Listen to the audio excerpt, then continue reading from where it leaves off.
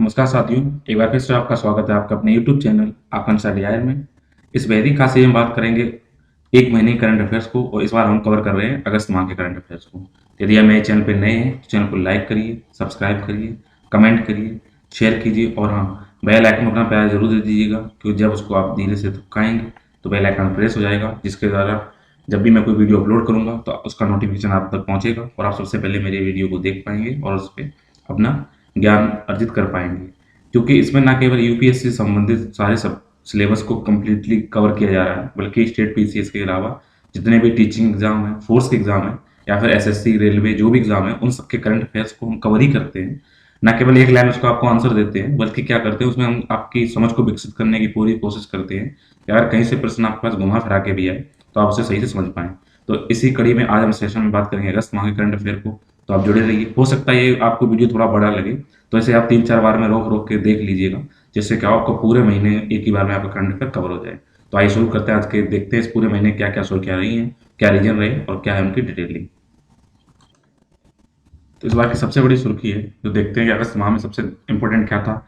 हम अपने आज़ादी वर्षगांठ के 72वें वर्ष में पहुंच चुके हैं। आज़ादी का अमृत महोत्सव लगातार अच्छे तरीके से मनाया जा रहा है, और हम अपने आज़ादी की स्वतंत्रता सेनानियों को याद करते हुए देख अपनी विरासत को संरक्षित करने के लिए, उसको आगे बढ़ाने के लिए कोशिश कर रहे हैं। तो सबसे पहले इस महीने सबसे इंपॉर्टेंट टॉपिक है मालाबार अभ्यास 2021 जो इस बार किया गया है। ध्यान रखना, ये अक्सर क्वेश्चन ये आता है जब भी आप कोई फोर्स का एग्जाम देने जाएंगे, खासकर यूपीएससी जो असिस्टेंट कमांडेंट का होता है, या फिर किसी भी स्टेट के पीसीएस में जो भी कोई एग्जाम पूछा जाता है उसमें होता है। ध्यान रखना, मालाबार जो अभ्यास है ये नौ नेवी द्वारा किया जाता है। इसमें अमेरिकी नौसेना, जापान के समुद्री आत्मरक्षा बल और रॉयल ऑस्ट्रेलियन नौसेना के साथ 26 अगस्त से लेकर 29 अगस्त 2021 तक मालाबार अभ्यास का समुद्रीकरण का भाग लिया गया था। तो इसमें कौन कौन देश शामिल है? भारत शामिल है इसके अंदर, जापान इसके अंदर शामिल है, इसके अंदर आपका ऑस्ट्रेलिया शामिल है और अमेरिका शामिल है। ठीक है, तो आप ध्यान रखने का, इसमें 4 देश शामिल होते हैं: भारत, अमेरिका, जापान, ऑस्ट्रेलिया। ये नेवी है। अगर इसमें देखें इंपोर्टेंट फैक्ट क्या है, तो यह मालाबार नौसेना का 25वां संस्करण था। इसकी मेजबानी कांगी अमेरिकी नौसेना द्वारा पश्चिमी प्रशांत क्षेत्र में उसको आयोजित किया गया है। मालाबार 21 में सतह रोधी, वायु रोधी और पनडुब्बी रोधी जो भी युद्ध अभ्यास है, इसके अलावा अन्य सैन्य व्यू चक्र अभ्यास थे, उनका यहाँ पर क्या किया गया, जटिलता से यहाँ पे अभ्यास किया गया है। तो इसको 1992 में शुरू किया गया था। इसको अमेरिका और भारत की नौसेना ने द्विपक्षीय रूप से शुरू किया था। बाद में इसको दो देश और जुड़े। इसमें वही 2015 में जापान शामिल हुआ। 2020 में इसमें रॉयल ऑस्ट्रेलियन जो नौसेना थी वो भी इसमें शामिल किया गया है। और अगर भारत में बात करें तो जो 24वां संस्करण था नवंबर 2020 में, इसको बंगाल की खाड़ी और सागर में किया गया था, तो हमने इसका मेजबानी की थी। आप बात करते हैं एथेनॉल आधारित अर्थव्यवस्था के बारे में, तो international centre for automatic technology अर्थात आईसीएटी में एथेनॉल मिश्रित ईंधन का विचार विमर्श करने के लिए अगस्त 2021 में एथेनॉल आधारित अर्थव्यवस्था पर वेबिनार आयोजित किया गया, मतलब कि ऑनलाइन किया गया। तो इसमें होता है एथेनॉल मतलब क्या होता है, जो आप पेट्रोल यूज करते हैं उसमें क्या करते हैं, गन्ने से बनने वाला जो एथेनॉल होता है उसको इसमें क्या करते हैं, मिला देते हैं, जिससे क्या है कि हम कोशिश करते हैं कि उसमें जो हम बाहर से जो हम पेट्रोलियम पदार्थ मंगा रहे हैं, पेट्रोल मंगा रहे हैं, उसकी क्या हो खपत कम हो सके, उसमें एथेनॉल मिला के हम उसका अच्छे से यूज कर सकें। अगर इसमें बात करें तो इस अवसर पर देश में एथेनॉल जो मिश्रण है उसके वर्तमान परिदृश्य पर जानकारी प्रस्तुत की गई। अगर प्रेजेंट टाइम बात करें तो हम एथेनॉल हम लगभग 8.5% मिश्रित करते हैं, जिससे कि जो तेल की जो व्यापार करने वाली कंपनियां हैं तथा विभिन्न राज्य सरकारों के ठोस प्रयासों से अब उम्मीद की जा रही है कि वर्ष 2021-22 के अंत तक हम इसको 8.5% से बढ़ाकर 10% कर देंगे। मतलब अगर आप 100 लीटर पेट्रोल ले रहे हैं तो उसमें 90 लीटर पेट्रोल होगा और 10% एथेनॉल मिला होगा। इससे होगा क्या, 2025 तक देश को लगभग 1000 करोड़ लीटर एथेनॉल की जरूरत होगी। इसमें E20 ईंधन में हानिकारक गैसों की जो ग्रीन हाउस गैसें होती हैं, उनके जो निकलती हैं वो एथेनॉल मिलाने से लगभग 60% तक की कमी आएगी। इससे हम क्या करेंगे, जलवायु परिवर्तन जो हो रहे हैं उनको रोक पाएंगे। साथ ही साथ इसमें क्या होता है, बस हमें चाहिए क्या कि ग्राहक इसको स्वीकार करें और इसको गाड़ियां भी इसमें यूज की जाएं। इसमें चिंता क्या है कि अभी तक ऐसी कोई टेक्नोलॉजी विकसित नहीं की है जिसमें 20% एथेनॉल मिला के आप इसको चला सकें। साथ ही साथ प्रधानमंत्री ने इस पर क्या हुआ है कि जो हम अभी पेट्रोल आयात कर रहे हैं, तो उन्होंने ये वो चाह रहे हैं कि पेट्रोल में 20% तक हम एथेनॉल मिला दें, जिससे क्या होगा 2025 तक की इसमें घोषणा की है कि तब तक हम इसको विकसित कर लें, जिससे क्या हो पेट्रोलियम के आयात को कम किया जा सके और हमारे ऊपर जो विदेशी ऋण का बोझ है उसे भी कम मिले। अगर इसकी बात करें आईसीएटी की बात करें तो नेशनल ऑटोमेटिव बोर्ड है, इसके अधीन है। ये भारी उद्योग मंत्रालय के संरक्षण में एक स्वायत्त निकाय के रूप में कार्य करता है। आइए बात करते हैं पूर्वी क्षेत्र जिला सस्टेनेबल डेवलपमेंट गोल सूचकांक और डैशबोर्ड 2021-22 के बारे में। तो नीति आयोग ने, तो ध्यान रखना इसको कौन जारी करता है, तो नीति आयोग और पूर्वी क्षेत्र विकास मंत्रालय उनके द्वारा 26 अगस्त 2021 को पूर्वोत्तर क्षेत्र जिला सस्टेनेबल डेवलपमेंट गोल अर्थात सतत विकास लक्ष्य सूचकांक रिपोर्ट और डैशबोर्ड 2021-22 का पहला संस्करण जारी किया गया। तो ध्यान रखना उत्तर पूर्व में कौन कौन से राज्य आते हैं एक बार मैं आपको ये बताऊंगा। उससे पहले ध्यान रखना कि नॉर्थ ईस्ट रीजन का डिस्ट्रिक्ट सस्टेनेबल डेवलपमेंट इंडेक्स है वो नीति आयोग ने यूनाइटेड इंडिया में इसमें बेसिकली नीति आयोग इसमें कौन कौन राज्य है, अरुणाचल प्रदेश है, असम है, मणिपुर है, मेघालय है, मिजोरम है, नागालैंड है, सिक्किम है, त्रिपुरा है। सेवन सिस्टर्स प्लस वन इसको बोला जाता है। अगर इंपॉर्टेंट फैक्ट की बात करें तो ये सूचकांक नीति आयोग के सस्टेनेबल डेवलपमेंट गोल जो भारत को लेकर है उनके बेस पे किया गया है। इसमें यूनाइटेड नेशन डेवलपमेंट प्रोग्राम का इसमें समर्थन दिया गया है। इसमें 8 राज्यों मैंने आपको बता दिया कौन कौन से हैं। उनको क्या करता है इन्होंने 4 बेस पे मापा है कि कौन से एस्पिरेंट जिले यानी आकांक्षी स्कोर है। अगर 0 से 49 तक स्कोर रहता है तो उनको आकांक्षी जिले बोलते हैं। जो सही से थोड़ा परफॉर्मेंस जिन्होंने कार्य चालू कर दिया वो 50 से 94 के बीच में आएंगे। फ्रंट रनर है वो 65 से 99 के बीच में आएंगे और जो जो 100% जिनका स्कोर होगा वो अचीवर हो जाते हैं, इन्होंने प्राप्त कर लिया है। अगर टोटल बात करें तो 120 जिलों में इसको रैंकिंग दी गई थी, उसमें से 103 जिलों में 64 जिले क्या कैसे हुए फ्रंट रनर की श्रेणी में। अठारह उनका स्कोर अगर आप देखेंगे तो 65 से 99 के बीच में था, जबकि 39 जिले परफॉर्मर है नहीं जो 50 से 64 के बीच में। अचीवर में अभी कोई जिला को शामिल किया नहीं गया है। सिक्किम और त्रिपुरा के सभी जिले क्या हैं फ्रंट रनर की श्रेणी में यानी अच्छे से वहां पे स्कोर कर रहे हैं। टॉप 10 की बात किया वहां नंबर 1 पे पूर्वी सिक्किम का जिला है, तो इसको एक याद रखना, बाकी जरूरी है नहीं। अंतिम 5 जिलों में सबसे आखिरी जो है वो कौन सा है, 130वें नंबर पे कीफरे, वो भी नागालैंड का है। आइए बात करते हैं ग्रेटर माले कनेक्टिविटी परियोजना के बारे में। तो सापुर जी पल्लोन जी समूह की फर्म एफकॉन्स इंफ्रास्ट्रक्चर लिमिटेड ने 26 अगस्त 2021 को तो ये ग्रेटर माले जो कनेक्टिविटी परियोजना है किस देश के साथ है, मालदीव के माले से थुलाफिसी लिंक परियोजना के लिए 530 मिलियन डॉलर के अनुबंध पर हस्ताक्षर किए हैं। तो ध्यान रखना जो ग्रेटर माले कनेक्टिविटी परियोजना वो किस देश की है, मालदीव के अंदर इसको कनेक्ट कर आपस में जोड़ने की बात की जा रही है। इसी को ग्रेटर माले कनेक्टिविटी परियोजना के नाम से जाना जा रहा है। तो इसमें देखिए अगर हम देखें भारत के दक्षिण जाते हैं तो यहाँ पे श्रीलंका है और उसके नीचे आ जाए तो मालदीव, और मालदीव की राजधानी माले। तो इसको माले को कनेक्ट करने के लिए इस परियोजना बनाई गई ग्रेटर माले कनेक्टिविटी परियोजना। तो मालदीव की राजधानी है। इसमें आप देखिए तो जैसे आप इसको और जूम करके देखें तो इस तरह से क्या है, तो विभिन्न आइलैंड में कटा फटा क्षेत्र है। तो ये यहाँ की राजधानी माले, फिर ये बिलिंगली, ये गलवाफाऊ और थलाफुसी, इन सबको आपस में जोड़ने की बात की गई है। अगर इंपॉर्टेंट फैक्ट की बात करें तो इसके लिए भारत द्वारा 10 करोड़ डॉलर की वित्तीय मदद दी गई है, जब जिसमें से 40 करोड़ डॉलर की ऋण सहायता भी उत्पन्न की गई। 10 करोड़ हमने उसको ऐसे हेल्प की है, 40 करोड़ उसको उधार दिया है।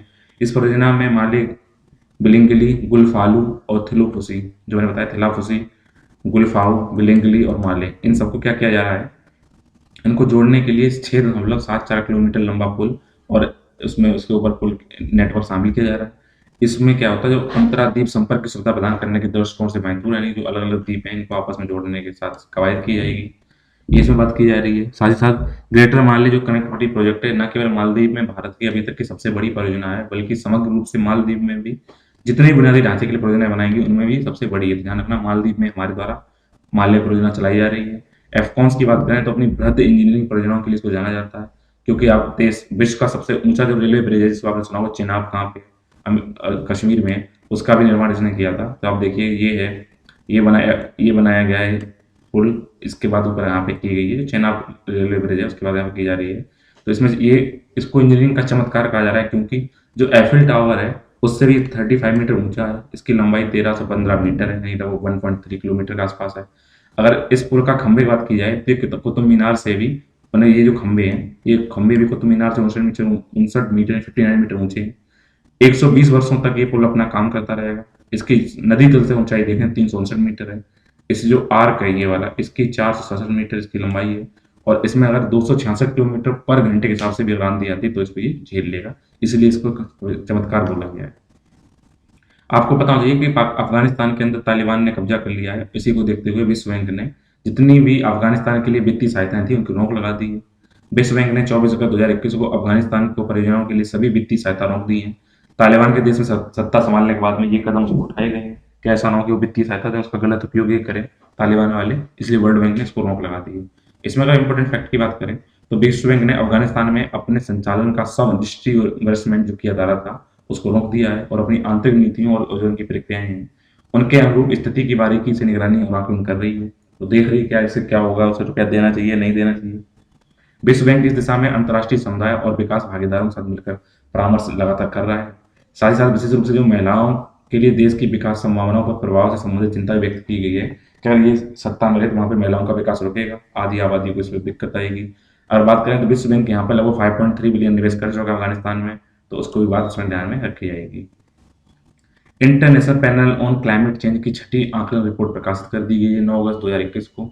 तो अगर हम देखें कि जलवायु परिवर्तन संबंधित जो ये रिपोर्ट आईपीसीसी की रिपोर्ट निकलती है, तो इसमें क्या बात निष्कर्ष आए हैं, इसमें निष्कर्ष ये आए हैं, क्योंकि इस टाइम पे सबसे इंपॉर्टेंट टॉपिक है, कहीं भी क्वेश्चन आता है तो पर्यावरण संबंधित टॉपिक सबसे इंपॉर्टेंट है, और कहीं ना कहीं आपको क्या करते हैं एग्जाम में ये सीधा और इनडायरेक्ट में ये क्वेश्चन बनते हैं, और इनके जो आंसर होते हैं वो बहुत ही डिफिकल्ट होते हैं, आंसर लोग बना नहीं पाते हैं। इसलिए जितने भी इन्वायरमेंट संबंधित हैं उनको हम कोशिश करते हैं थोड़ा डिटेल में आपको समझाएं। तो इसमें अगर आईपीसीसी रिपोर्ट की बात की जाए तो जितने विश्व इस टाइम पे जो वैश्विक जो तापमान है उसके रुझानों से भारत में वार्षिक औसत वर्षा में लगातार वृद्धि होने की संभावना है कि अगर टेम्परेचर बढ़ेगा तो भारत में हो सकता है बारिश बढ़े, और आने वाले दशकों में जो दक्षिणी भारत है वहां पर अधिक गंभीर वर्षा का सामना करना पड़ेगा, फिर उसके दक्षिण में ज्यादा समुद्र तट के पास है तो वहां बारिश और बढ़ेगी। अगले 20 सालों की बात की जाए तो पूर्व औद्योगिक समय की तुलना में यहाँ पर जो ग्रह अपरिवर्तनीय रूप से 1.5 डिग्री सेल्सियस से गर्म होने की ओर लगातार अक्सर बनता चला जाएगा। जब तक अगर सभी देश इसमें क्या करें तत्कालिक रूप से अत्यधिक उत्सर्जन में कटौती नहीं करेंगे तो, और 2015 पहले समझौते के लक्ष्यों को प्राप्त कर हम किसी भी हालत में प्राप्त नहीं कर सकते हैं, तो हमें और कटौती करने की आवश्यकता है। अगर रिपोर्ट में आईपीसीसी द्वारा जो सिफारिशें की गई हैं उसमें बोला गया है कि अलग अलग देश 2025 तक शुद्ध शून्य उत्सर्जन प्राप्त करने का प्रयास करें, मतलब जितना इन्वायरमेंट अपने आप को अवशोषित कर सकता है और देश जितना क्या करे उत्सर्जन करे, उन दोनों में बैलेंस होना बहुत जरूरी है, नहीं तो क्या होगा हमारे हाथ से चीजें बाहर जाएंगी। इसमें रिपोर्ट में ये बात बोली गई है अगर उत्सर्जन पर अंकुश लगाने के लिए जो देश हैं उनकी मौजूदा प्रतिबद्धताओं या कमिटमेंट है उनके आधार पर दुनिया वर्ष 2021 तक क्या होगा वैश्विक तापमान में कम से कम 2.7 डिग्री सेल्सियस तक की वृद्धि हो जाएगी, जो कि मानवता के लिए एक कोड रेड होगा, जिसके लिए यहाँ पे क्या है कि इसको संज्ञा दी गई है कि कोड रेड ऑफ ह्यूमैनिटी होगा, उसमें दिक्कतें आएंगी। और इससे क्या होगा भारत प्रभाव क्या, अगर हम देखते हैं हमारे साउथ क्षेत्र है तो हमारा तटवर्ती इलाका है उसका एरिया है 7,516.6 किलोमीटर। ये समुद्री तट रेखा के साथ भारत को समुद्र के बढ़ते जल स्तर से अत्यधिक खतरे का सामना करना पड़ेगा, क्योंकि हमारा कोस्टल एरिया बहुत है, यहाँ पर समुद्र जल स्तर बढ़ेगा तो हमारा बहुत क्षेत्र उसमें डूब जाएगा। यदि समुद्र स्तर का 50 सेंटीमीटर बढ़ जाता है तो भारत में 6 बंदरगाह शहर हैं, चेन्नई, कोच्चि, कोलकाता, मुंबई, सूरत और विशाखापट्टनम। इसमें लगभग 28.6 यानी 2.86 करोड़ लोग तटीय बाढ़ संकट का सामना करेंगे, ये दिक्कत आएगी। राजीव गांधी सूचना प्रौद्योगिकी पुरस्कार की बात करते हैं। क्या पता चलिए जो खेल से संबंधित जो अभी तक सबसे उच्च सम्मान दिया जा रहा था राजीव गांधी खेल रत्न पुरस्कार, उसका नाम बदलकर मेजर ध्यानचंद कर दिया गया है। तो हो सकता है आपसे ये क्वेश्चन आए कि राजीव गांधी सूचना प्रौद्योगिकी पुरस्कार किसका है, तो आईटी क्षेत्र में अच्छा करने वाले उत्कृष्ट करने वाले महाराष्ट्र सरकार द्वारा इसको लागू किया गया, इस बात का ध्यान रखना। सबसे इंपॉर्टेंट टॉपिक है भारत का पहला स्मॉग टावर बनाया गया है। तो स्मॉग टावर की अगर बात करें तो दिल्ली के मुख्यमंत्री जो अरविंद केजरीवाल हैं उन्होंने 23 अगस्त 2021 को कनाट प्लेस में बाबा खड़क सिंह मार्ग पर भारत के पहले स्मॉग टावर का उद्घाटन कर दिया है। अगर इसको देखें तो इसमें क्या है, ऊपर आप देखिए इसकी टोटल हाइट क्या है, देखिए ग्राउंड से यहाँ तक हाइट इसकी 18 मीटर, टोटल हाइट है 24 मीटर। तो 18 मीटर तक की हाइट में क्या है टावर लगा हुआ है और 6 मीटर की कैनोपी बनाई गई है ऊपर, तो 24 मीटर हो गया। तो ऊपर 6 मीटर कैनोपी में क्या होता है जो पोल्यूटेड एयर है उसको ही सोखता है, वहां पर फिल्टर लगे हुए हैं, तो इसमें 2 लेयर में अंदर से हवा खींचता है और ये पंखे क्या करते हैं इन शुद्ध करके हवा को बाहर फेंकते हैं। टोटल इसका काम ये है, इसमें 40 पंखे लगाए गए हैं जो हर साइड में 2-2 के जोड़े में करीब लगाए गए हैं। यहाँ पर 40 पंखे लगे हुए हैं। तो ये 24 मीटर ऊंचे एंटी स्मॉग टावर को 20 करोड़ रुपए की लागत में लगभग 1 किलोमीटर के दायरे में जो जितनी वहां की एयर है उसको शुद्ध करने के लिए लगाया गया है। ये टावर मिनेसोटा विश्वविद्यालय द्वारा विकसित down draft air cleaning system का उपयोग करता, ध्यान रखना इसको कहाँ विकसित किया गया, इसको मिनेसोटा विश्वविद्यालय द्वारा इसको विकसित किया गया है। इस परियोजना के सहयोगी के रूप में टाटा प्रोजेक्ट लिमिटेड, एनबीसीसी और मिनेसोटा विश्वविद्यालय, इसमें 3 लोग लगे हुए हैं। तो ये क्या करेगा, ये 24 मीटर ऊंचाई जो मैंने आपको बताया यहाँ से उसकी साइड से हवा को क्या करता है अवशोषित करता है, उसके बाद में क्या करेगा फिल्टर से हवा टकराने के बाद नीचे जाएगी, नीचे जाने के बाद में जमीन से लगभग 10 मीटर ऊंचाई पर इसको छोड़ दिया जाता है जिससे हवा शुद्ध हो जाए। लेकिन अभी तक क्या बोला है कि जो वहाँ के जो विशेषज्ञ उनका ये कहना है कि स्मॉग टावरों में खराब बाहरी हवा को शुद्ध करने के लिए एक व्यवहार समाधान होने का विदेश में अभी तक कोई वैज्ञानिक प्रमाण नहीं मिला है, फिर भी देखते हैं इसका क्या होता है। आइए बात करते हैं कि विकलांग लोगों के बारे में, हमारे दिव्यांग लोगों के बारे में। तो भारत का पहला स्वदेशी मोटर चालित व्हील चेकर वाहन हो गया, इसका नाम है नियो बोल्ट। तो आपसे क्वेश्चन आता है कि नियो बोल्ट है क्या, तो नियो बोल्ट भारत का पहला स्वदेशी मोटर चालित व्हील चेयर है। इसको आईआईटी मद्रास ने अगस्त 2021 में भारत का पहला इसको लॉन्च नियो बोल्ट को चालू कर दिया है। तो इसका नाम है नियो बोल्ट। तो ये कुछ इस तरीके से दिखता है, इसको यूज करके आप देखिए इस तरह आपको दिखाई पड़ेगा। भारत में पहली बार बनाया गया है, इसका नाम है नियो बोल्ट। इंपॉर्टेंट बात करें तो इसका उपयोग न केवल सड़कों पर, ऊबड़ खाबड़ रास्तों पर भी किया जा सकता है। इसको अधिकतम आप 50-25 किलोमीटर प्रति घंटे की स्पीड से चला सकते हैं, और आपने अगर 1 किलोमीटर एक बार चार्ज कर लिया तो ये 25 किलोमीटर तक की यात्रा कर सकता है। इसमें व्हील चेयर जो यूजर है उसको कार, ऑटो रिक्शा या जो भी आपको मॉडिफाई स्कूटर है उसकी तुलना में अच्छे से, आसानी से, सुविधाजनक रूप से आप उसको मोबाइल कर सकते हैं, चला सकते हैं, सुरक्षित है, कम लागत वाले मोड के साथ ही इसको सशक्त बनाता है। नियो वोल्ट में एक लिथियम आयन बैटरी इसमें लगाई गई है, जैसे हमारे मोबाइल में होती है। तो नियो वोल्ट को आईआईटी मद्रास के मैकेनिकल इंजीनियरिंग विभाग के प्रोफेसर सुजाता श्रीनिवासन के नेतृत्व में एक टीम द्वारा इसको विकसित किया गया है। ध्यान रखना, आईआईटी मद्रास में प्रोफेसर सुजाता श्रीनिवासन ने नियो वोल्ट को विकसित किया है। इसको नियो मोशन नामक स्टार्टअप के माध्यम से व्यवसायीकरण किया गया है। प्रोफेसर सुजाता श्रीनिवासन की बात की जाए तो उस टीम का भी इन्होंने नेतृत्व किया जिसमें भारत की पहली स्वदेशी रूप से डिजाइन की गई स्टैंडिंग व्हील चेयर जिसका नाम है एराइज, उसको विकसित किया था। तो एराइज जो व्हील चेयर की बात है, तो एराइज में क्या था, इसमें जो यूजर है उसको बैठने के लिए खड़े होने की स्थिति में स्थानांतरित करने में इसको सक्षम बनाती थी। नियो मोशन स्टार्टअप अगर बात किया जाए, स्वास्थ्य और जीवन शैली को बढ़ावा देने के लिए डिजाइन किया गया है एक व्यक्तिगत व्हील चेयर। नियो फ्लाई भी विकसित और व्यावसायिक रूप से इसको लॉन्च किया गया है। तो अब नियो वोल्ट को ध्यान रखना, ये क्या है, नियो वोल्ट क्या है, एक चेयर टाइप की है, व्हील चेयर टाइप की, जो कि हैंडीकैप लोगों के लिए कार्य करती है। आइए बात करते हैं एस्टाबुलिया जल कन्या शैवाल के बारे में। ये देखने में देखिए जैसे छाता तरह लग रहा है, छाता जैसे थोड़ा ऊपर की तरफ खुला हुआ हो।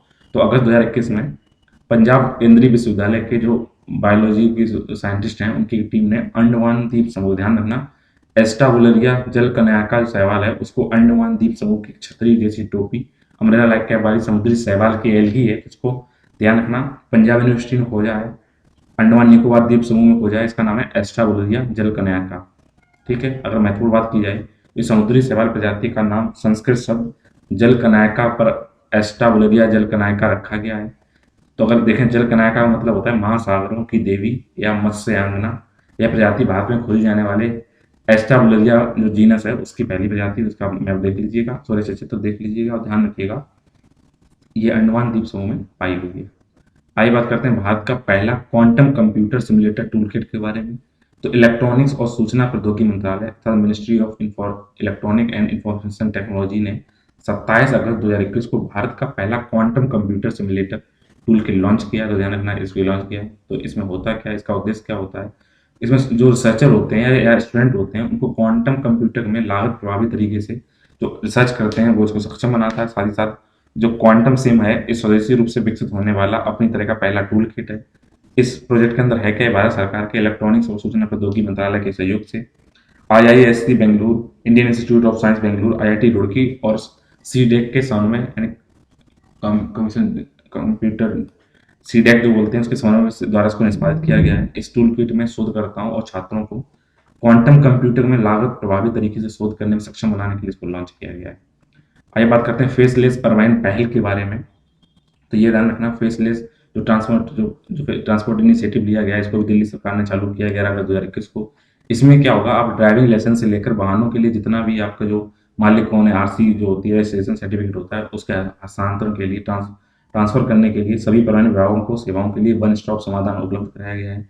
इसमें क्या होगा, ट्रांसपोर्ट विभाग की 33 फेसलेस सेवाएं हैं उनकी शुरुआत की गई है। अब इनको ऑनलाइन माध्यम से आप लाभ उठा सकते हैं, इसमें डीएल बनना भी है। इसमें होगा क्या, फेसलेस योजना लोगों को आरटीओ में जाने की आवश्यकता को समाप्त करेगा, जिससे क्या होगा, कहीं ना कहीं भ्रष्टाचार कम होने की या लगभग खत्म होने की संभावनाएं देखी जा रही है। तो दिल्ली ने इसमें गाइडलाइंस जारी की है कि ऑनलाइन सेवाओं में जो वितरण में आधार आधारित उसको सत्यापित किया जाएगा। आप आधार से लिंक कर दीजिए।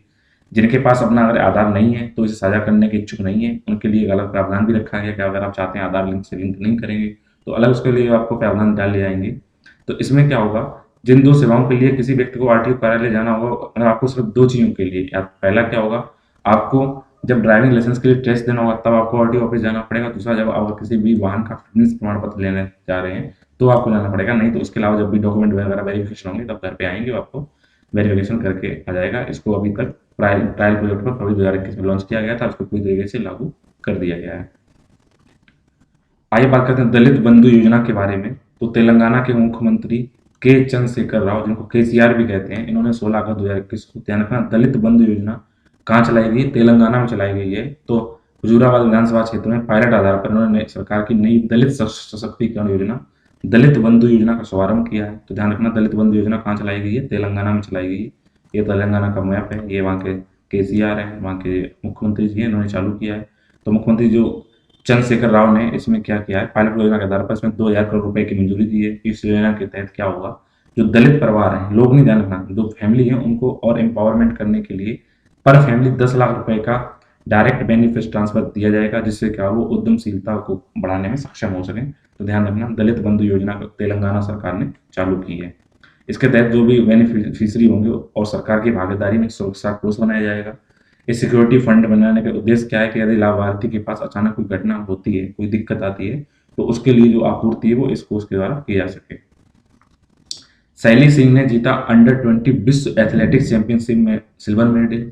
तो लंबी कूद की उभरती हुई खिलाड़ी हैं शैली सिंह। तो आपसे क्वेश्चन आता है शैली सिंह किस में पार्टिसिपेट करती हैं, तो ये पार्टिसिपेट करती हैं लॉन्ग जंप में, और स्पेसिफिक आएगा तो एथलीट में पार्टिसिपेट करती हैं, ट्रैक इवेंट में करती हैं। तो 22 अगस्त 2021 को नैरोबी के जो केन्या की राजधानी है वहां पर अंडर 20 विश्व एथलेटिक्स चैंपियनशिप में, अंडर 20 मतलब ऐसे लोग जिनकी उम्र 20 या उससे कम होती है, तो उनमें शैली सिंह ने क्या किया, सिल्वर मेडल जीता है। तो शैली सिंह ने 6.59 मीटर की छलांग के साथ सिल्वर मेडल अपने नाम किया है। और ध्यान रखना कि जो टॉपर था वो सिर्फ 1 सेंटीमीटर से इनसे आगे था, तो 1 सेंटीमीटर चूक गई है। जो गोल्ड मेडल मिला है वो स्वीडन के 18 वर्षीय माजा अस्कांग ने 6.60 मीटर छलांग लगाई। सोचिए केवल 1 सेंटीमीटर अंतर रह गया था। तो शैली सिंह झांसी के 17 वर्षीय हैं, और जो लॉन्ग जंप पर हमारे देश की अंजू बॉबी जाट हैं, जिनको उड़न तस्तरी के नाम से जाना जाता है, और उनके हस्बैंड पति रॉबर्ट बॉबी जाट, उनके द्वारा इनको कोचिंग दी गई थी। ये बता रखा शैली सिंह के बारे में। आइए बात करते हैं सार्वजनिक क्षेत्र के बैंक सुधार एजेंडा ईज 4.0। तो अगर आपसे क्वेश्चन आता है कि ईज 4.0 किस क्षेत्र से संबंधित है, तो ये बैंकिंग क्षेत्र से संबंधित है।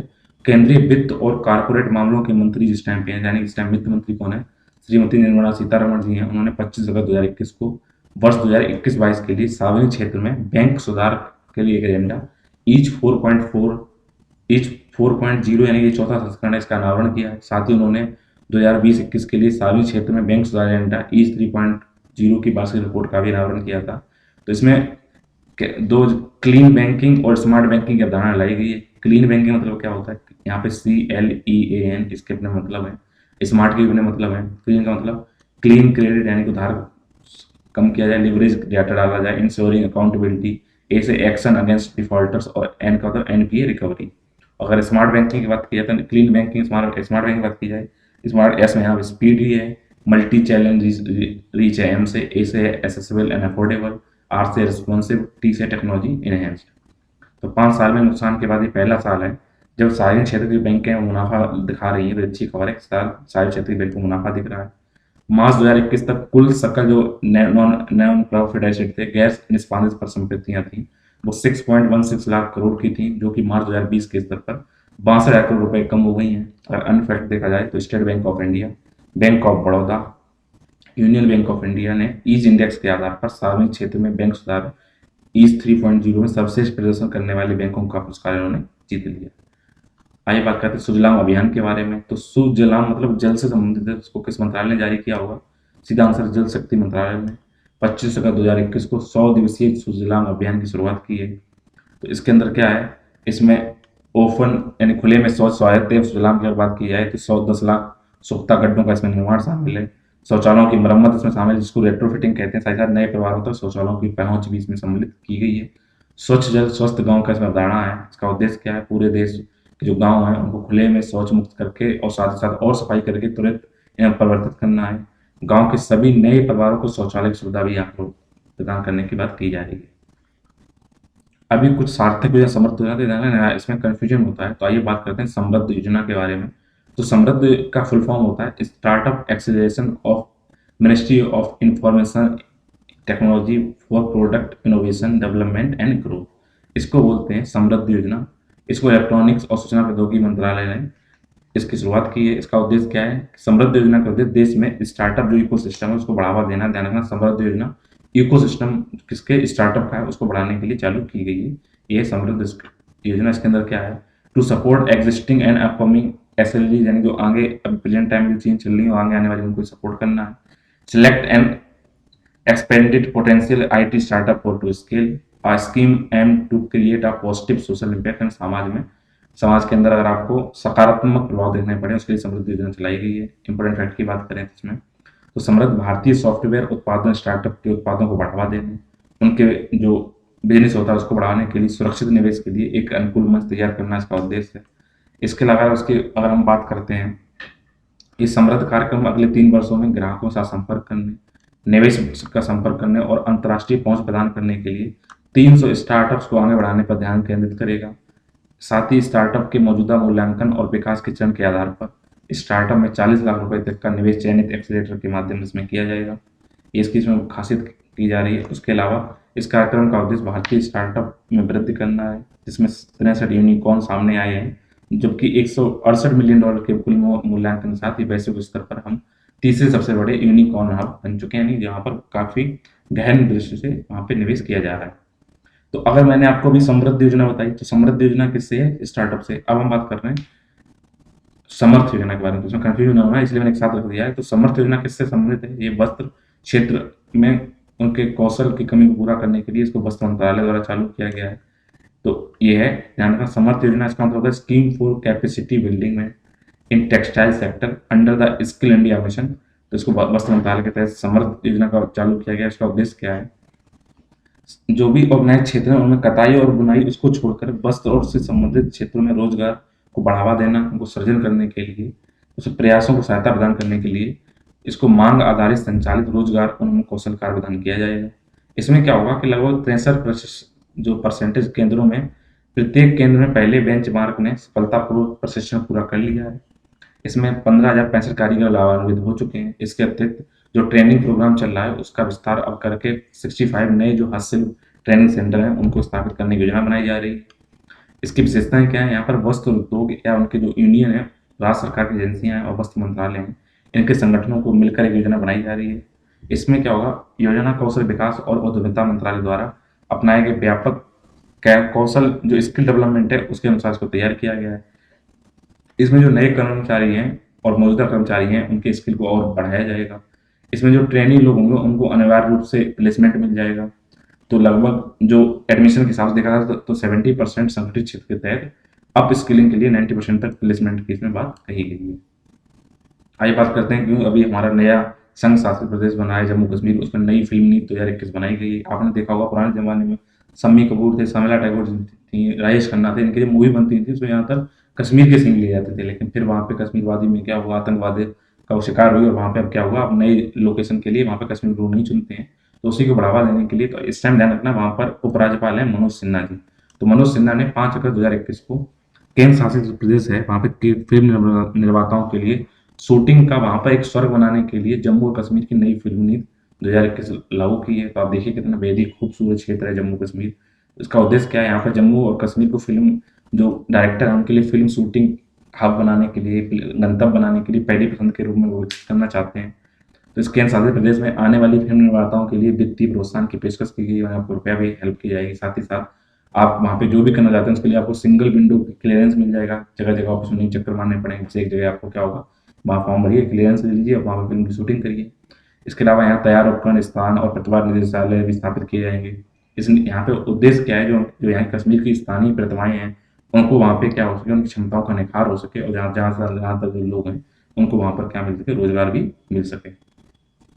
आइए बात करते हैं भारतीय सेना की महिला अधिकारियों को टाइम स्केल कर्नल रैंक प्रदान करने की बात कही गई है। तो भारतीय सेना के चयन बोर्ड ने 24 अगस्त 2021 को सेना में 26 साल की सेवा पूरी करने के बाद 5 महिला अधिकारियों को कर्नल के पद पर जो उनका है प्रमोशन करने का निर्णय लिया है। तो पहली बार सिंगल कोर, इलेक्ट्रॉनिक एवं मैकेनिकल इंजीनियरिंग कोर और इंजीनियरिंग कोर में जो सर्विस देने वाली महिला अधिकारी हैं उनको कर्नल पद पर प्रमोशन देने की मंजूरी दी गई है। इससे पहले कर्नल के पद पर जो प्रमोशन होते थे उसमें केवल होता था कौन, जो सैन्य चिकित्सा सेवा इकाइयाँ थी, जज एडवोकेट जनरल थे और सैन्य शिक्षा कोर में जो महिलाएं थी उनको ही प्रोन्नत किया जा रहा था। अब इनको आगे बढ़ाकर और भी चीजें दी गई हैं। तो इसमें जो 5 जो महिलाएं जिसको इनको कर्नल रैंक पे इनको प्रमोशन दिया गया है उसमें lieutenant colonel Sangeeta Sardana, electronic and mechanical engineering corps से लेफ्टिनेंट कर्नल सोनिया आनंद और लेफ्टिनेंट कर्नल नवनीत दुग्गल तथा इंजीनियरिंग कोर से लेफ्टिनेंट कर्नल रीनू खन्ना और लेफ्टिनेंट कर्नल ऋचा सागर इसमें शामिल है। आइए बात करते हैं मल्टी मोड हैंड ग्रेनेड के बारे में। 24 अगस्त 2021 को नागपुर में रक्षा मंत्री इस टाइम जो हमारे यहाँ राजनाथ सिंह, उनकी ध्यान रखना इसमें कहीं ना कहीं आपको उस टाइम कौन से मंत्री किस विभाग में, वो भी आपको मतलब कौन से मंत्री का क्या नाम है, जो विभाग से संबंधित है उनके भी नाम यहाँ पे क्लियर होते रहते हैं। तो वो भी आप ध्यान रखिएगा। ये भी पेपर कई पूछ जाते हैं वित्त मंत्री कौन है, रक्षा मंत्री कौन है, तो ये ध्यान रखिए। तो मल्टी मोड हैंड ग्रेनेड का पहला बैच भारत सेना को सौंप दिया है। तो अगर आप उसको देखें तो इसमें बाहर प्लास्टिक बॉडी लगाई गई है, ये आपका लीवर है, ये यहाँ पे सेफ्टी पिन है, इसको आप खींचेंगे, लीवर खोलेंगे तो फट जाएगा। इसमें क्या है, इसके अंदर देखिए पीला रंग का एक्सप्लोजिव भरा गया है, एक्सप्लोजिव के बाद इसमें फ्रेगमेंटेशन लगाया गया है, मैक्रो इलेक्ट्रॉनिक फ्यूज इसमें फिट किया गया है और डिटोनेटर आउटलाइन इसमें डाली गई वो यहाँ पे है। तो इसमें इम्पैक्ट की बात देखो इसमें है क्या, तो इसको डीआरडीओ ने इसको टर्मिनल बैलिस्टिक अनुसंधान प्रयोगशाला में टेक्नोलॉजिकल जो हस्तांतरण है उसके इकोनॉमिक एक्सप्लोजिव लिमिटेड द्वारा इसको विनिर्मित किया गया है। इस ग्रेनेड में क्या होगा, न केवल ये सबसे अधिक घातक बनेगी बल्कि ये उपयोग करने में भी सुरक्षित है। इसका डिजाइन इस तरह किया गया है जिसमें आराम से आप रक्षात्मक उपाय भी कर सकते हैं और सबसे ज्यादा ये आक्रामक भी है, यानी कि फ्रेगमेंटेशन और स्टन दोनों इसमें एक साथ आते हैं। इसमें क्या है, इसमें सटीक विलंब समय है, उपयोग में उच्च इसमें विश्वास है कि और इसमें ले जाने में भी सुरक्षित, अचानक फटेगी नहीं। इस ग्रेनेड में प्रथम विश्व युद्ध के दौरान डिजाइन ग्रेनेड नंबर 36 का स्थान लेगा जो अभी तक हमारे देश में सेवा में था। तो इसमें भारतीय सेना और भारतीय वायुसेना के लिए 10 लाख आधुनिक हैंड ग्रेनेड की आपूर्ति के लिए 1 अक्टूबर 2020 को रक्षा मंत्रालय के साथ एक करार पर हस्ताक्षर किए गए थे। उसी को देखते हुए ये नई मल्टी मोड ये वाली हैंड ग्रेनेड का इसमें शामिल किया गया है। एक इम्पोर्टेंट ये भी है कि अभी हाल ही में 155वां यानी 105 कॉन्स्टिट्यूशन अमेंडमेंट जो संविधान संशोधन अधिनियम 2021 में लागू किया गया है। तो इसको ध्यान रखना क्योंकि हाल ही में हुआ है, तो 155वां संविधान संशोधन आपके लिए इम्पोर्टेंट है। तो इस टाइम देश के राष्ट्रपति रामनाथ कोविंद ने 18 अगस्त 2021 को 105वें संविधान संशोधन अधिनियम 2021 को अपनी स्वीकृति दे दी है। इम्पोर्टेंट बात देखें, संसद द्वारा 11 अगस्त को इसे 127वें संविधान संशोधन विधेयक 2021 के रूप में पारित किया गया और संख्या के आधार पर ये 105वां होगा। मतलब क्या होता है, कई बार विधेयक पारित हो जाते हैं लेकिन पूर्ण रूप से लागू नहीं हो पाते हैं। तो इस तरह देश में अब तक 127 विधेयक लागू हो चुके हैं, लेकिन जो अधिनियम बना है वो 105वां है। ये इसमें क्या प्रावधान किया गया है, तो ये भी क्वेश्चन आएगा, 105वां संविधान संशोधन किससे संबंधित है। तो ये संशोधन के अनुसार राष्ट्रपति केवल जो केंद्र सरकार के उद्देश्यों के लिए सामाजिक और शैक्षिक रूप से पिछड़े हुए हैं, ध्यान रखना भारत में पिछड़ा वर्ग सामाजिक और शैक्षिक रूप के आधार पर किया जाता है, उसको ये सूची बना सकते हैं। एक केंद्रीय सूची केंद्र सरकार द्वारा तैयार और अनुरक्षित की जाएगी, इसमें राज्य का कोई हस्तक्षेप नहीं है। तो 105वां संविधान संशोधन पिछड़े लोगों से संबंधित है जो केंद्र सरकार की सूची में शामिल होंगे। इसके अलावा यह राज्यों और केंद्र शासित प्रदेशों को सामाजिक और शैक्षिक रूप से पिछड़े वर्गों की अपनी सूची तैयार करने में सक्षम बनाएगा। अगर संविधान में देखें इसका कहाँ प्रावधान है, तो संविधान के अनुच्छेद जो 338 भी है, इसमें केंद्र और राज्य सरकारों को जो पिछड़ापन है किस आधार पर, सामाजिक आधार पर या फिर शैक्षिक रूप से जो पिछड़ापन है उसको प्रभावित करने वाले सभी प्रमुख नीतिगत मामलों पर national commission of backward class से परामर्श करना अनिवार्य करता है। इस संशोधन द्वारा राज्यों और केंद्र शासित प्रदेशों को सामाजिक और शैक्षिक रूप से पिछड़े वर्गों की सूची तैयार करने से संबंधित मामलों के लिए एक अनिवार्य छूट प्रदान की गई। और हम इसका बैकग्राउंड देखें तो राष्ट्रीय पिछड़ा वर्ग आयोग अर्थात national commission of backward class की स्थापना राष्ट्रीय पिछड़ा वर्ग अधिनियम 1993 के तहत की गई है। 102वें संविधान संशोधन अधिनियम जो कि 2018 में किया गया था, इसमें एनसीबीसी को संवैधानिक दर्जा दिया गया और राष्ट्रपति को सभी उद्देश्यों के लिए किसी भी राज्य या केंद्र शासित प्रदेश के सामाजिक और शैक्षिक रूप से पिछड़े वर्गों की सूची को असूचित करने का अधिकार दिया गया है। तो इसी के तहत अब उस केंद्र सरकार की सूची के लिए 105वां संविधान संशोधन लागू किया गया है। भारत में जो कोविड-19 के लिए mRNA यानी मैसेंजर आरएनए आधारित कोविड का पहला टीका विकसित कर लिया गया है। इसको भारत की औषधि महानियंत्रक यानी डीसीजीआई के चरण 2 और चरण 3 परीक्षण में अनुमति भी मिल गई है। इस वैक्सीन को डेवलप किया गया है जो mRNA से बेस होगा। अगर इसके इंपॉर्टेंट फैक्ट की बात की जाए तो पुणे स्थित जैव प्रौद्योगिकी संस्थान है, इसका नाम है जेनेवो बायोफार्मास्यूटिकल लिमिटेड। इसमें mRNA आधारित कोविड-19 वैक्सीन HGCO19 पर काम कर रही है, यानी ध्यान रखना इसको, पुणे में स्थित जो जैव प्रौद्योगिकी कंपनी उस पर काम कर रही है। इस वैक्सीन को मिशन कोविड सुरक्षा के तहत डिपार्टमेंट ऑफ बायोटेक्नोलॉजी जैव प्रौद्योगिकी उद्योग अनुसंधान सहायता परिषद यानी BIRC के साथ साझेदारी से रूप से विकसित किया गया है। तो अगर हम देखें कि mRNA होता क्या है, इसकी फुल फॉर्म है मैसेंजर RNA, जो कि आनुवांशिक सामग्री है और मानव शरीर को प्रोटीन बनाने का तरीका बताती है। इसलिए काम कैसे करती है, इसमें जो टीके में mRNA मानव कोशिकाओं को क्या करेगी, जो स्पाइक प्रोटीन है उनकी कॉपी बनाने में हेल्प करेगी। जैसे इंजेक्शन लगाया जाएगा तो ये स्पाइक हैं जो बार बार निकले हैं, इनसे बोलेगी आप प्रोटीन बनाइए और प्रोटीन क्या करेगी, इसको कम, इसके असर को कम करने में हेल्प करेगी, प्रोटेक्शन देगी। इसकी 2 डोज लगाई जाएंगी, फर्स्ट डोज और सेकेंड डोज।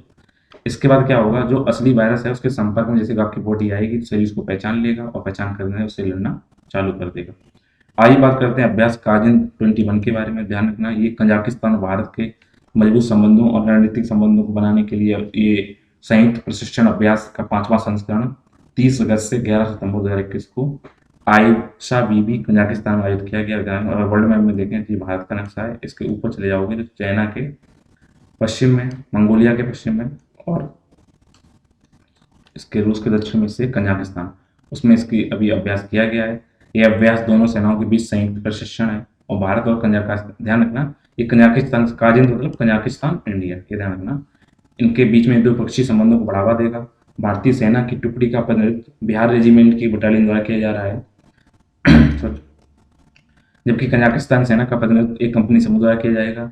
यह अभ्यास भारत और कजाकिस्तान के जो आर्म फोर्सेस हैं उनकी संयुक्त राष्ट्र के आदेश के तहत पर्वतीय ग्रामीण परिदृश्य में विद्रोही रोधी और आतंकवाद जो विरोधी अभियान है उनको ट्रेनिंग करने का कार्य करेगा।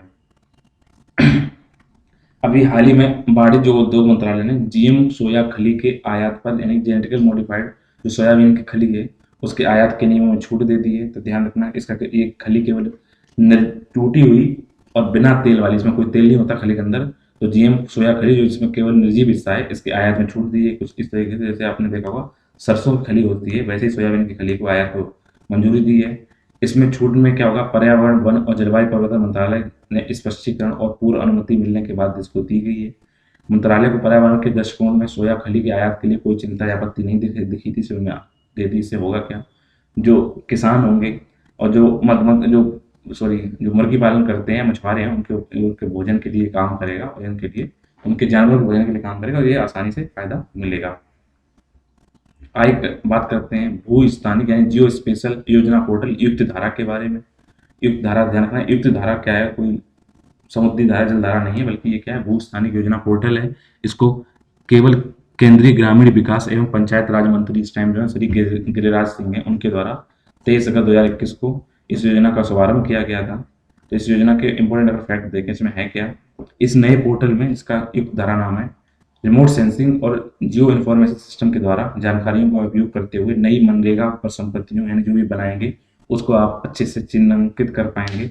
इस प्लेटफॉर्म क्या करेगा, विभिन्न राष्ट्रीय ग्रामीण विकास कार्यक्रम जैसे मनरेगा है, इंटीग्रेटेड वाटरसाइड मैनेजमेंट प्रोग्राम है, पर ड्रॉप मोर क्रॉप वाला और राष्ट्रीय कृषि योजनाएं आदि के अंतर्गत जो भी इंफ्रास्ट्रक्चर बनाए जाते हैं उनके भंडार करने में कार्य करेगा। फील्ड फोटोग्राफी में सहायता मिलेगी, वहां से आप अच्छे सर्वे कर पाएंगे, करप्शन के चांस कम हो जाएंगे।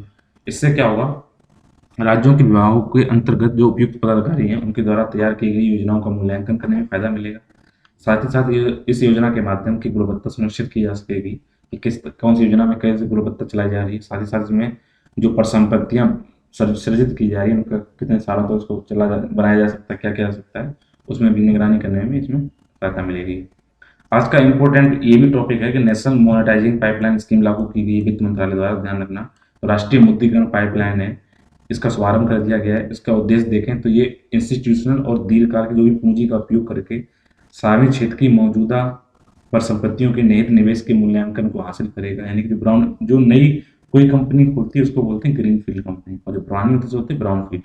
तो इसका ये उद्देश्य होगा। इसमें इंपॉर्टेंट फैक्ट क्या है, ये पाइपलाइन नीति आयोग द्वारा, इसको ध्यान रखना, नीति आयोग ने इसको लागू किया है। ये अवसंरचना संबंधित मंत्रालयों के परामर्श में विकसित की गई है। ये केंद्रीय बजट 2021-22 के तहत पर संपत्ति मुद्रीकरण से जो अध्यादेश जुड़ा था उसके बेस पर है राष्ट्रीय मुद्रीकरण पाइपलाइन। इसमें जोखिम रहित और ग्राउंड फील्ड जो परिसंपत्तियां हैं उनके पास आय के स्थायी स्रोत हो सकें और कारोबार उनका राजस्व अधिक निर्भर है, उसका चयन इसमें शामिल है। क्या है कि आप जो पुरानी कंपनियां चल रही हैं उनको क्या घाटा ना हो, उसमें सही से आपको क्या करे रुपया मिलता रहे, उसमें इसकी बात की गई है। इन संरचनाओं के तहत परिसंपत्तियों का प्राथमिक जो स्वामित्व है, जो भी इसमें जो निवेश होगा उसका जो मालिकाना हक होगा वो सरकार के पास ही बना रहेगा। लेकिन क्या होगा, अगर कोई निजी आदमी इसमें परिसंपत्तियों को लेता है तो उसको आप यूज करिए, फायदा करने वाले निश्चित टाइम बाद क्या होगा, वापस आपको सरकार को सौंपने के इसमें संकल्पना की गई है। तो नेशनल मॉनेटाइजिंग पाइपलाइन के तहत क्या होगा, वित्तीय वर्ष 2022 से लेकर 2025 तक की 4 साल की अवधि में केंद्र सरकार की जो मुख्य परिसंपत्तियां उनके जरिए 6 लाख करोड़ रुपए की कुल मुद्रीकरण क्षमता का अनुमान लगाया गया कि निवेश से कितना रुपया मिल जाएगा।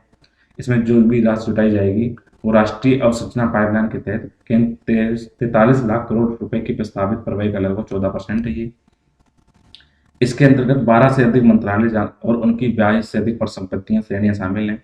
तो इसमें जो अनुमानित मूल्य अनुसार देखा है, इसमें शीर्ष 5 क्षेत्रों में जो कुछ पाइपलाइन है उसमें क्या है, उनकी 63% सॉरी 83% उनकी हिस्सेदारी होगी। इन शीर्ष 5 क्षेत्रों में जो शामिल हैं उसमें सड़कें 27% हिस्सेदारी होगी, रेलवे 25% होगा, बिजली 15% होगी, तेल और गैस पाइपलाइन 8% होंगे, दूरसंचार 6% होगा। तो ध्यान रखना, road, railway, power transmission, power generation, natural gas pipeline, telecom, warehouses, mining, aviation, ports, stadium, product pipeline, इन सब में निवेश की बात कही गई है। भारत ने रूस से लगभग 70,000 असॉल्ट राइफल खरीदने का प्रस्ताव रखा है। तो एक के, अभी आपने 43-47 सुना होगा, लेकिन क्या है, एक के 203 असॉल्ट राइफलों और कमोव 226 यूटिलिटी हेलीकॉप्टरों खरीद के सौदे में बार बार देरी के साथ। तो ध्यान रखना, असॉल्ट जो राइफलें होती हैं वो भारत किस देश से खरीदता है, क्वेश्चन है, तो वो है रसिया से। तो लगभग 70,000 एक के 203 असॉल्ट राइफलों की खरीद के लिए एक समझौते पर हमने साइन कर दिए हैं। ये कुछ एक के 203 इस तरह दिखती है। पहला भुगतान होने के 3 महीने के भीतर ही 70,000 ये राइफलें भारत को रशिया के द्वारा आपूर्ति की जाएंगी और 6 महीने में पूरी तरीके से उनको दे दिया जाएगा।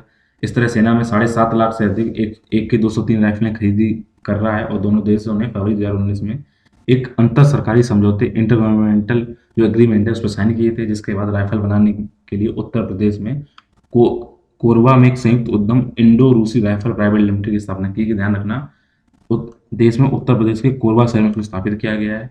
एक संयुक्त यानी दोनों देशों का उद्यम है। भारत में आयुध निर्माण बोर्ड है और रूस का जो रोसोबोरॉन एक्सपोर्ट्स है उसके क्लासिनोकोव है, उसके बीच जो संयुक्त है। तो एक के 203 राइफल जो है वो एक के 47 राइफल का एक इस टाइम नवीनतम मॉडिफाइड संस्करण है, जो भारतीय लघु शास्त्रीय प्रणाली यानी Indian small arms system 5.56 multiply 45 millimetre assault rifle की जगह ये लेने वाला है। आइए बात करते हैं आईएनएस चिल्का के बारे में।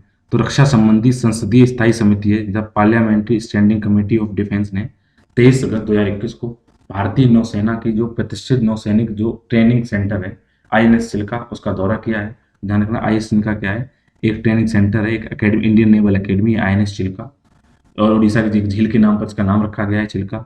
तो रक्षा संबंधी जो भी संसदीय स्थायी समिति है और रक्षा नीतियों के विधायी निरीक्षण और रक्षा मंत्रालय के फैसले हेतु संसद के चयनित सदस्यों के विभाग इससे स्थायी समिति के इसके मेंबर है। आईएनएस चिल्का भारतीय नौसेना का एकमात्र ट्रेनिंग संस्थान है। प्रारंभ में जो सालाना लगभग 6,600 से अधिक जो नए कैडेट होते हैं उनको ये ट्रेनिंग देता है। आईएनएस चिल्का को 1980 में इसको कमीशन किया गया था। इसका नाम प्रसिद्ध चिल्का के नाम पर रखा गया। झील है, ये भारत की सबसे बड़ी खारे पानी की तटीय झील है। ध्यान रखना, सबसे भारत की खारे पानी की सबसे बड़ी तटीय झील कौन सी झील है, वो चिल्का। आइए बात करते हैं मवेशी द्वीप के बारे में अर्थात कैटल आइलैंड के बारे में। ये भी कहाँ है, उड़ीसा राज्य के अंदर स्थित है। तो वहाँ के वन और पर्यावरण विभाग द्वारा हीराकुंड जलाशय में स्थित 3 द्वीपों में से मवेशी द्वीप को एक दर्शनीय टूरिस्ट प्लेस बनाने की बात की जा रही है। देश का अगर मैप देखें तो भारत में यहाँ पे उड़ीसा राज्य, और उड़ीसा राज्य में देखें तो जहाँ से महानदी बनती है उसी पे बनाया गया हीराकुंड डैम। ध्यान रखना, हीराकुंड जो डैम है वो कहाँ बनाया गया है, वो बनाया गया उड़ीसा के अंदर। किस नदी पर, महानदी के अंदर। उसी पे एक द्वीप है मवेशी द्वीप। तो यहाँ पे द्वीप के अंदर है क्या, जैसे कि ये मैन भूमि थी, उसके बीच में एक क्षेत्र छूट गया, वहाँ पे जानवर रह रहे हैं, इसी को मवेशी द्वीप बोला गया, आइलैंड बोला गया, कैटल आइलैंड। यह द्वीप एक जलमग्न पहाड़ी यानी जो पानी के अंदर डूब गई पहाड़ी, इसके ऊपरी हिस्सा है। और हीराकुंड बांध के निर्माण से पहले यहाँ पर एक गाँव था। 1950 के दशक में जब महानदी पर हीराकुंड बांध का जब बनाने का निर्णय लिया गया तो वहाँ के जो लोकल लोग थे वो क्या किए, वो गाँव छोड़ कर चले गए। उन्हें पता था गाँव पानी में डूब जाएगा, तो उनके डिस्प्लेसमेंट से वहाँ पे क्या होता, गाँव के लोग तो चले गए, लेकिन वो क्या हुआ, वो अपने जानवर अपने साथ नहीं ले जा सके और ये जानवर इसी सुनसान जगह पे छूट गए। तो जब बांध का निर्माण हुआ तो जैसे जैसे यहाँ का क्षेत्र जलमग्न होता गया तो सारे मवेशी क्या हुए, झारखुर्दा जिले में लखनपुर ब्लॉक के तहत तेलिया पंचायत में एक ऊंचा स्थान जिसका नाम है भुजा पहाड़, ये भुजा पहाड़ पर चले गए। उसके बाद इस पहाड़ी को, जो कि पानी के विशाल चादर से घेर लिया चारों तरफ, ऊपर पहाड़ी खुली रह गई, उसी को मवेशी आइलैंड बोल दिया गया। इसी के पास देखें अन्य आइलैंड अगर देखें तो डिब्रूगढ़ इको टूरिज्म परियोजना में सिर्फ 1 किलोमीटर दूर यहाँ से एक जलाशय जिसका नाम है आइलैंड ऑफ बैट्स है। यहाँ पर लगातार चमगादड़ निवास करते हैं, देखिए आपको चमगादड़ दिखाई पड़ेंगे। इस टूरिज्म प्लेस को जलाशय के से शुरुआत के जो वहाँ पर जो सनसेट का नज़ारा है बेहद ही खतरनाक दिखाई पड़ता है, बेहद ही मनमोहक होता है। इसको सनसेट आइलैंड अद्वितीय नाव की सवारी के लिए 3 पहाड़ों में से एक है, यानी कि यहाँ पे मैं कैटल आइलैंड की बात की, आइलैंड ऑफ बैट्स की बात की, उसी में बात कर रहे हैं सनसेट आइलैंड। देखिए उड़ीसा में कितना मैं खूबसूरत नज़ारा दिखाई पड़ता है शाम को, यहाँ पे आप देख सकते हैं। अगर हीराकुंड बांध की बात करें, डैम की बात करें, तो महानदी पर बार बार विनाशकारी बाढ़ आने के बाद 1937 में जो महान इंजीनियर थे एम विश्वेश्वरैया, जिनके हाल ही में भी जयंती मनाई गई थी, उनकी संकल्पना एक बहुउद्देशीय परियोजना थी। इसको 1957 में चालू कर दिया गया था उड़ीसा राज्य के अंदर। ला गणेशन मणिपुर के नए राज्यपाल नियुक्त कर दिए गए हैं। ये तमिलनाडु के वरिष्ठ भाजपा नेता हैं। इनको 22 अगस्त 2021 को मणिपुर का नया राज्यपाल घोषित किया गया है। 2006 से 2009 के बीच में ला गणेशन तमिलनाडु भाजपा के अध्यक्ष रह चुके हैं। 10 अगस्त को नजमा हेपतुल्ला के वहाँ पर जो पहले राज्यपाल थी नजमा हेपतुल्ला, उन्होंने यहाँ पर पदभार छोड़ दिया। उसी दिन सिक्किम के राज्यपाल जो गंगा प्रसाद हैं, उनको उनका अतिरिक्त यहाँ पर प्रभार दिया गया था, लेकिन अब ला गणेशन को मणिपुर का राज्यपाल घोषित किया गया है। आइए बात करते हैं वांचुआ त्योहार के बारे में। तो ध्यान रखना, ये जो वांचुआ त्योहार है, ये वांचुआ त्योहार तिवा जनजाति द्वारा अच्छी फसल होने के उपलक्ष्य में वांचुआ त्योहार को मनाया जाता है। तो ध्यान रखना, वांचुआ त्योहार किस जनजाति से संबंधित है? ये तिवा जनजाति से संबंधित है। तो वांचुआ जो देखिए किस तरह मनाते हैं, बीच में चारों थोड़ी चक्कर लगा लगा के देखिए लकड़ी के लठोड़ के अपना त्योहार मनाते हैं। तो वांचुआ क्या है? पहाड़ों पर रहने वाली तिवा जनजाति समुदाय के सबसे महत्वपूर्ण त्योहारों में से एक है। इसे कृषि से संबंधित है। इनकी क्योंकि कृषि क्या होता है, जनजाति समुदाय की अर्थव्यवस्था का मुख्य आधार होता है। इस त्योहार पे होता क्या, समुदाय के लोग अपने पारंपरिक जो प्रधान है, जो भी उनके वस्त्र उनको धारण करते हैं और नाचते हैं, गाते हैं और क्या करते हैं, अनुष्ठानिक कार्यों का आयोजन करते हैं। तिवा जनजाति की बात किया है तो इस जनजाति को लालुंग के नाम से भी जाना जाता है। ठीक है, तिवा को ही लालुंग बोलते हैं और ये असम तथा मेघालय राज्यों में रहने वाले स्वदेशी समुदाय हैं। तो ज्यादातर कहाँ रहते हैं? असम और मेघालय में। इनकी कुछ आबादी अरुणाचल प्रदेश और मणिपुर के कुछ हिस्सों में पाई जाती है। तिवा जनजाति के लोग भरपूर फसल के लिए प्रकृति की महान शक्ति की कृपा मानते हैं। जब भी इनकी अच्छी फसल होगी तो उन्हें लगता है ये प्रकृति देवी की क्या है, कृपा है। ये लोग सूरों की खोपड़ी और हड्डियों को देवी देवताओं के रूप में स्थापित करते हैं। क्या इनकी देवी देवताएं क्या है? सूरों की हड्डियां होती हैं और मानते हैं कि कई पीढ़ियों तक इनकी सुरक्षा वो लोग करें, ये देवी देवता करेंगे। तो तिवा क्या करते हैं, कौन सी खेती करते हैं? तो क्योंकि पहाड़ों पर झूम या स्थानांतरित खेती करते हैं, जिससे क्या होता है, अति उपजाऊ मिट्टी होती है और ताजा पोटास में इसमें समृद्धि होती है। इंदौर भारत का पहला वाटर प्लस शहर बन गया है। तो आपको पता होना चाहिए सफाई के मामले में भारत का सबसे स्वच्छ शहर इंदौर है। तो इसी तरह भारत का पहला वाटर प्लस शहर भी कौन बन गया? इंदौर बन गया है। तो देखते हैं वाटर प्लस शहर होते क्या हैं। तो इंदौर के सर्टिफिकेट केंद्र सरकार ने 11 अगस्त 2021 को दिया है। यहाँ पर जो जितनी भी नदियां हैं और नाले हैं, तो उसमें एक वाटर प्लस मतलब क्या है, जो नदियां नाले वो ज्यादातर क्या है, स्वच्छ हैं। तो देखते हैं इनके वाटर प्लस के लिए क्या क्या मानदंड अपनाए गए हैं। तो अगर किसी भी शहर में अगर उसे वाटर प्लस घोषित करना है तो वहाँ पे कब वो वाटर प्लस शहर घोषित होगा? जब वहाँ के घरों में जो भी उनकी इंडस्ट्री लगी हुई है, तो उसमें जो भी अवशेष जल जो छोड़ा जा रहा है वहाँ पे नदियों के अंदर, जलाशयों के अंदर, तो वो क्या होना चाहिए, अच्छी रूप से क्या होना चाहिए, ट्रीटमेंट उनका होना चाहिए। तो सबसे पहले क्या होता है, इसमें ये सुनिश्चित किया जाता है कि शहर का कोई भी गंदा पानी है या फिर जो इंडस्ट्री गंदा पानी वो किसी भी नदी डायरेक्ट में ना गिरे। दूसरा क्या है कि जितने भी सार्वजनिक शौचालय हैं उनको सीवर लाइन से जोड़ दिया गया हो, उनको लगातार सफाई अच्छे से हो रही हो। इसके अलावा शहर के अंदर 30% सीवर पानी को लगातार रिसाइकिल किया जा रहा हो, उनको रीयूज किया जा रहा हो। स्वच्छ भारत मिशन के तहत इसको 2016 में स्वच्छ सर्वेक्षण इसको शुरू किया गया था। यह आवास और शहरी मामलों का जो मंत्रालय है उसके द्वारा आयोजित किया जाता है। भारत के शहरों कस्बों में स्वच्छता, आरोग्य और साफ सफाई का एक वार्षिक सर्वेक्षण है। तो ध्यान रखना, उसमें इंदौर ने इंदौर जो रैंक दी गई फर्स्ट आई है वाटर प्लस शहर में, यहाँ इतना पानी साफ है, ट्रीटमेंट किया जा रहा है। आइए बात करते हैं भारत की सबसे बड़ी फ्लोटिंग यानी तैरती हुई सोलर परियोजना के बारे में। तो national thermal power corporation limited ने 21 अगस्त 2021 को आंध्र प्रदेश के विशाखापट्टनम में अपने सीमाद्री थर्मल स्टेशन के जलाशय पर 25 मेगावाट की सबसे बड़ी फ्लोटिंग सोलर पीवी परियोजना की शुरुआत की है। तो अगर आपसे ये क्वेश्चन आता है पेपर में कि भारत की सबसे बड़ी तैरती हुई सोलर परियोजना कहाँ स्थित है, वो विशाखापट्टनम में है। और विशाखापट्टनम कहाँ है? वो आंध्र प्रदेश में है। किसके द्वारा से चालू किया गया है? नेशनल थर्मल पावर कॉर्पोरेशन अर्थात एनटीपीसी द्वारा इसको चालू किया गया है।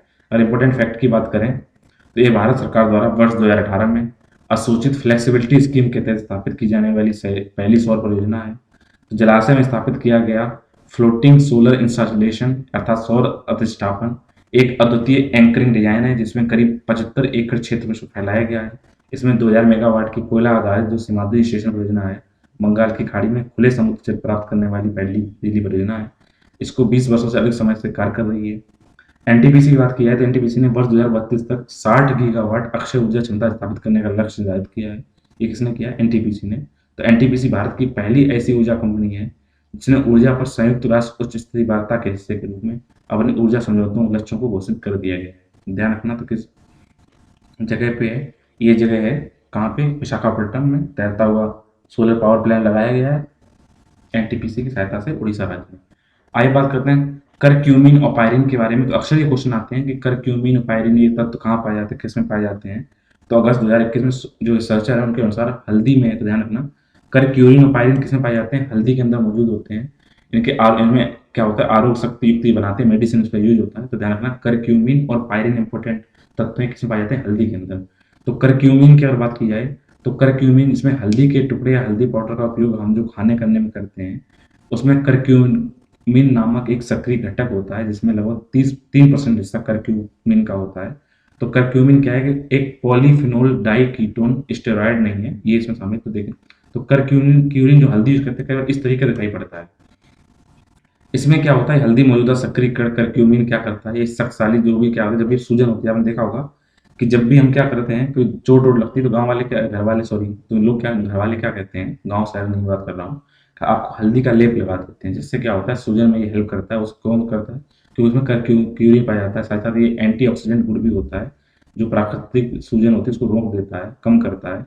तो करक्यूमिन अमोइल्ड फ्लेक नामक अघुलनशील प्रोटीन जमाव के निर्माण को कार्य करता है या रोकता है, और अल्जाइमर रोग के लिए जिम्मेदार होता है। अगर पायरिन की बात करें तो अक्सर क्या होता है, हल्दी में पायरिन भी एक कण पाया जाता है, लेकिन पायरिन एक ये क्षारीय होता है। और पायरिन जहाँ तक पाया किसमें जाता है, अगर आपने काली मिर्च खाई हो तो काली मिर्च में तीखापन होता है, तो उसके लिए जिम्मेदार जो तत्व वो कौन सा, पायरिन है। जैसे हम हर दिन खाना खाने में हल्दी के साथ उसमें पायरिन भी हम ले जाते हैं। पायरिन की फायदा क्या है, पायरिन शरीर में करक्यूमिन के जो अवशोषित होता है उसकी क्षमता बढ़ाता है, साथ ही साथ ये हल्दी को विविध उपचार करने के लिए और सुरक्षा शक्ति प्रदान करता है, यानी कि हीलिंग एंड प्रोटेक्टिव पावर प्रदान करता है। कौन? पायरिन। अगर और तक देखें तो हल्दी को भारतीय उपमहाद्वीप, पश्चिमी एशिया, म्यांमार, इंडोनेशिया और चाइना में 4000 से अधिक वर्षों पहले भोजन पदार्थ के रूप में दिया जा रहा है। आइए बात करते हैं, जाइकोव डी को आपातकालीन उपयोग के लिए मंजूरी मिल गई है। तो ध्यान रखना, तो जाइकोव डी भी क्या है, एक तरीके की वैक्सीन है, जिसको 20 अगस्त 2021 को अहमदाबाद स्थित जाइडस कैडिला नामक संस्था द्वारा विकसित किया गया है। ये कोविड-19 वैक्सीन जाइकोविडीन है, यानी कोविड-19 के रूप जो भी वैक्सीन है, जैसे आपने सुना कोविशील्ड है, तो उसी तरह ये क्या है, जाइकोव डी भी है। इसको भारतीय औषधि महानियंत्रक ने आपातकालीन उपयोग के लिए मंजूरी दे दी है। ये दुनिया का पहला और भारत का स्वदेशी तौर पर विकसित डीएनए आधार पर कोविड-19 टीका है। ध्यान रखना, डीएनए वो पहले वाला आरएनए बेस पे था, एमआरएनए वाला, ये डीएनए बेस पे कौन, जाइकोव डी वैक्सीन। आइए बात करते हैं कोंकण अभ्यास के बारे में। तो 16 अगस्त 2021 को आईएनएस कमर और एचएमएस वेस्टमिनिस्टर के बीच कोंकण अभ्यास इंग्लिश चैनल में आयोजित किया गया। तो इंग्लिश चैनल किसके बीच में है, ये फ्रांस और जो उधर जाएंगे या उधर आप सॉरी लंदन के बीच में, उसके बीच में ये इंग्लिश चैनल। तो ध्यान रखना, कोंकण अभ्यास भारत और ब्रिटेन के मध्य में किया जाता है। तो भारत का आईएनएस कवर इसमें पार्टिसिपेट किया था, ब्रिटेन की रॉयल नेवी के द्वारा आयोजित किया था। कोंकण अभ्यास ध्यान रखना किसके बीच में है, ये भारत और लंदन के बीच में ये नेवी अभ्यास है। इसमें फॉल्कनिक इलेक्ट्रॉनिक वॉरफेयर एयरक्राफ्ट ने इसमें हिस्सा लिया है। इस दौरान समन्वित पनडुब्बी रोधी कार्य प्रणाली, गोलाबारी अभ्यास, संयुक्त समुद्री मानचित्र संकलन यानी मैपिंग रीडिंग की बात, युद्ध विन्यास कौशल और समुद्र में पुनः पूर्ति सहित कई प्रकार के इसमें युद्ध अभ्यास आयोजित किए गए थे। तो भारतीय नौसेना यूनाइटेड किंगडम रॉयल नेवी के साथ कोंकण नामक एक वार्षिक, एक साल में आयोजित होने वाला द्विपक्षीय अभ्यास करती है। इसकी शुरुआत 2004 में की गई थी। ध्यान रखना, तो कोंकण के बीच में, भारत और लंदन के बीच में।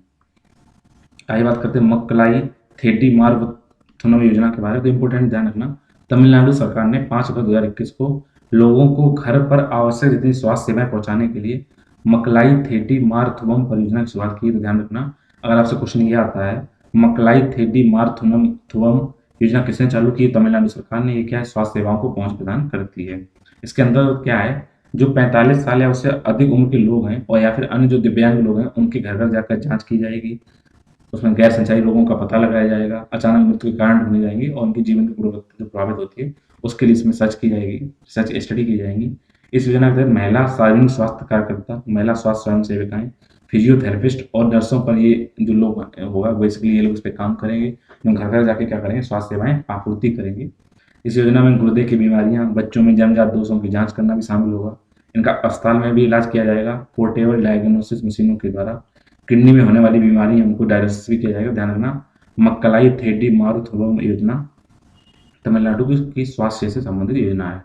आइए बात करते हैं दिल्ली चंडीगढ़ राजमार्ग के बारे में कि भारत का पहला इलेक्ट्रिक वाहन अनुकूल ये राजमार्ग होगा। इसको भेल द्वारा यानी भारत हैवी इलेक्ट्रॉनिक लिमिटेड द्वारा स्थापित किया गया है। यहाँ पर सोलर आधारित इलेक्ट्रॉनिक वाहन चार्जिंग स्टेशन नेटवर्क लगाए जाएंगे और भारत जो दिल्ली चंडीगढ़ राजमार्ग है उसमें पहला यानी जो इलेक्ट्रॉनिक वाहन चलेंगे उनके लिए अनुकूल राजमार्ग बनाया जाएगा। एक हाईवे बनेगा, नेशनल हाईवे। इसमें क्या होगा, आप अगर रास्ते में बैटरी चार्ज करनी है तो वहाँ पे क्या लगा हुआ, आपको सोलर से एनर्जी से चार्ज होने वाले लगे होंगे। दिल्ली से चंडीगढ़ के बीच में यहाँ पे नेशनल हाईवे 1 भी पड़ता है, NH-22 पड़ता है। कौन कौन से, ये पानीपत, करनाल, कुरुक्षेत्र, अम्बाला और चंडीगढ़ तक जाएगा। तो अगर देखें दिल्ली चंडीगढ़ के बीच में 274 किलोमीटर की दूरी है। और इम्पोर्टेंट बात की जाए तो केंद्रीय भारी उद्योग मंत्री जो डॉक्टर महेंद्र नाथ पांडे हैं, उन्होंने 19/2021 को कर्ण लेक रिजॉर्ट करनाल में सोलर इलेक्ट्रिक वाहन चार्जिंग स्टेशन का उद्घाटन किया है। इस भारी उद्योग मंत्रालय की योजना फेम 1 यानी कि भारत में फेम की फॉर्म है faster adoption and manufacturing of hybrid and electric vehicle in India, जिसे फेम 1 के अंतर्गत स्थापित किया गया है। मतलब भारत में हाइब्रिड तथा इलेक्ट्रॉनिक वाहनों को तेजी से अपनाने और उसका विनिर्माण करने की योजना में शामिल किया गया है। कर्ण लेक रिजॉर्ट में स्थापित ईवी चार्जिंग स्टेशन रणनीतिक रूप से दिल्ली चंडीगढ़ जो हाईवे है उसके केंद्र बिंदु पर स्थापित किया गया है, और इस स्टेशन में देश में चलने वाली सभी प्रकार की जो इलेक्ट्रॉनिक कारें हैं उनको चार्ज करने के लिए एक आवश्यक उपकरण यहाँ पे लगाए गए हैं। ये हर 25 से 30 किलोमीटर में नियमित अंतराल पर ईवी चार्जिंग स्टेशन यहाँ पे स्थापित किए जाएंगे। सोलर इलेक्ट्रिक वाहन चार्जिंग स्टेशन व्यक्तिगत ग्रिड से जुड़े होंगे। रूफ टॉप के ऊपर लगा होगा सोलर पैनल, उसमें क्या होगा, संयंत्र लगे होंगे नीचे चार्जिंग स्टेशन होगा, आप वहाँ पे अपनी गाड़ी में चार्ज कर सकते हैं, जिससे क्या होगा, आपको हरित और स्वच्छ ऊर्जा की आपूर्ति होगी। इसका स्वामित्व वाली जो सरकार ने स्वामित्व वाली पहल कंपनी है भारत हैवी इलेक्ट्रॉनिक लिमिटेड, ये अर्थव्यवस्था के मुख्य क्षेत्रों के लिए उत्पादों और सेवाओं की एक विस्तृत श्रृंखला के रूप में डिजाइन, इंजीनियरिंग, निर्माण, प्रशिक्षण, प्रवर्तन में कार्यरत है। 30 जून 2021 तक भारत सरकार के पास कंपनी में 63.17 के साथ ये सरकार का अंश है। तो ध्यान रखना, चंडीगढ़ दिल्ली जो गलिया रहा है पहला इलेक्ट्रॉनिक हाईवे बनने जा रहा है।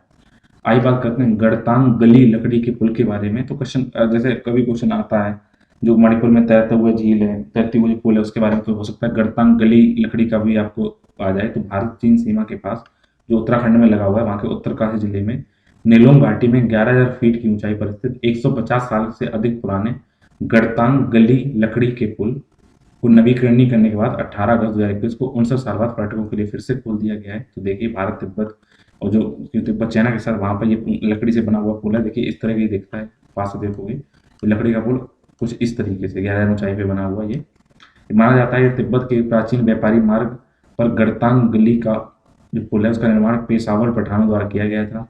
इस लकड़ी में निर्मित जो सीढ़ीदार ट्रैक है उनको खड़ी चट्टानों को काटकर बनाया गया था। कई वर्षों में क्षतिग्रस्त गड़तांग गली को 1962 में भारत चीन युद्ध के लिए बाद में उपयोग नहीं किया जा रहा था। यह पुल गंगोत्री राष्ट्रीय उद्यान के अंदर स्थित है और उत्तरकाशी जिला जो कि उत्तराखंड में स्थित है उसके मुख्यालय से 90 किलोमीटर दूरी पर स्थित है।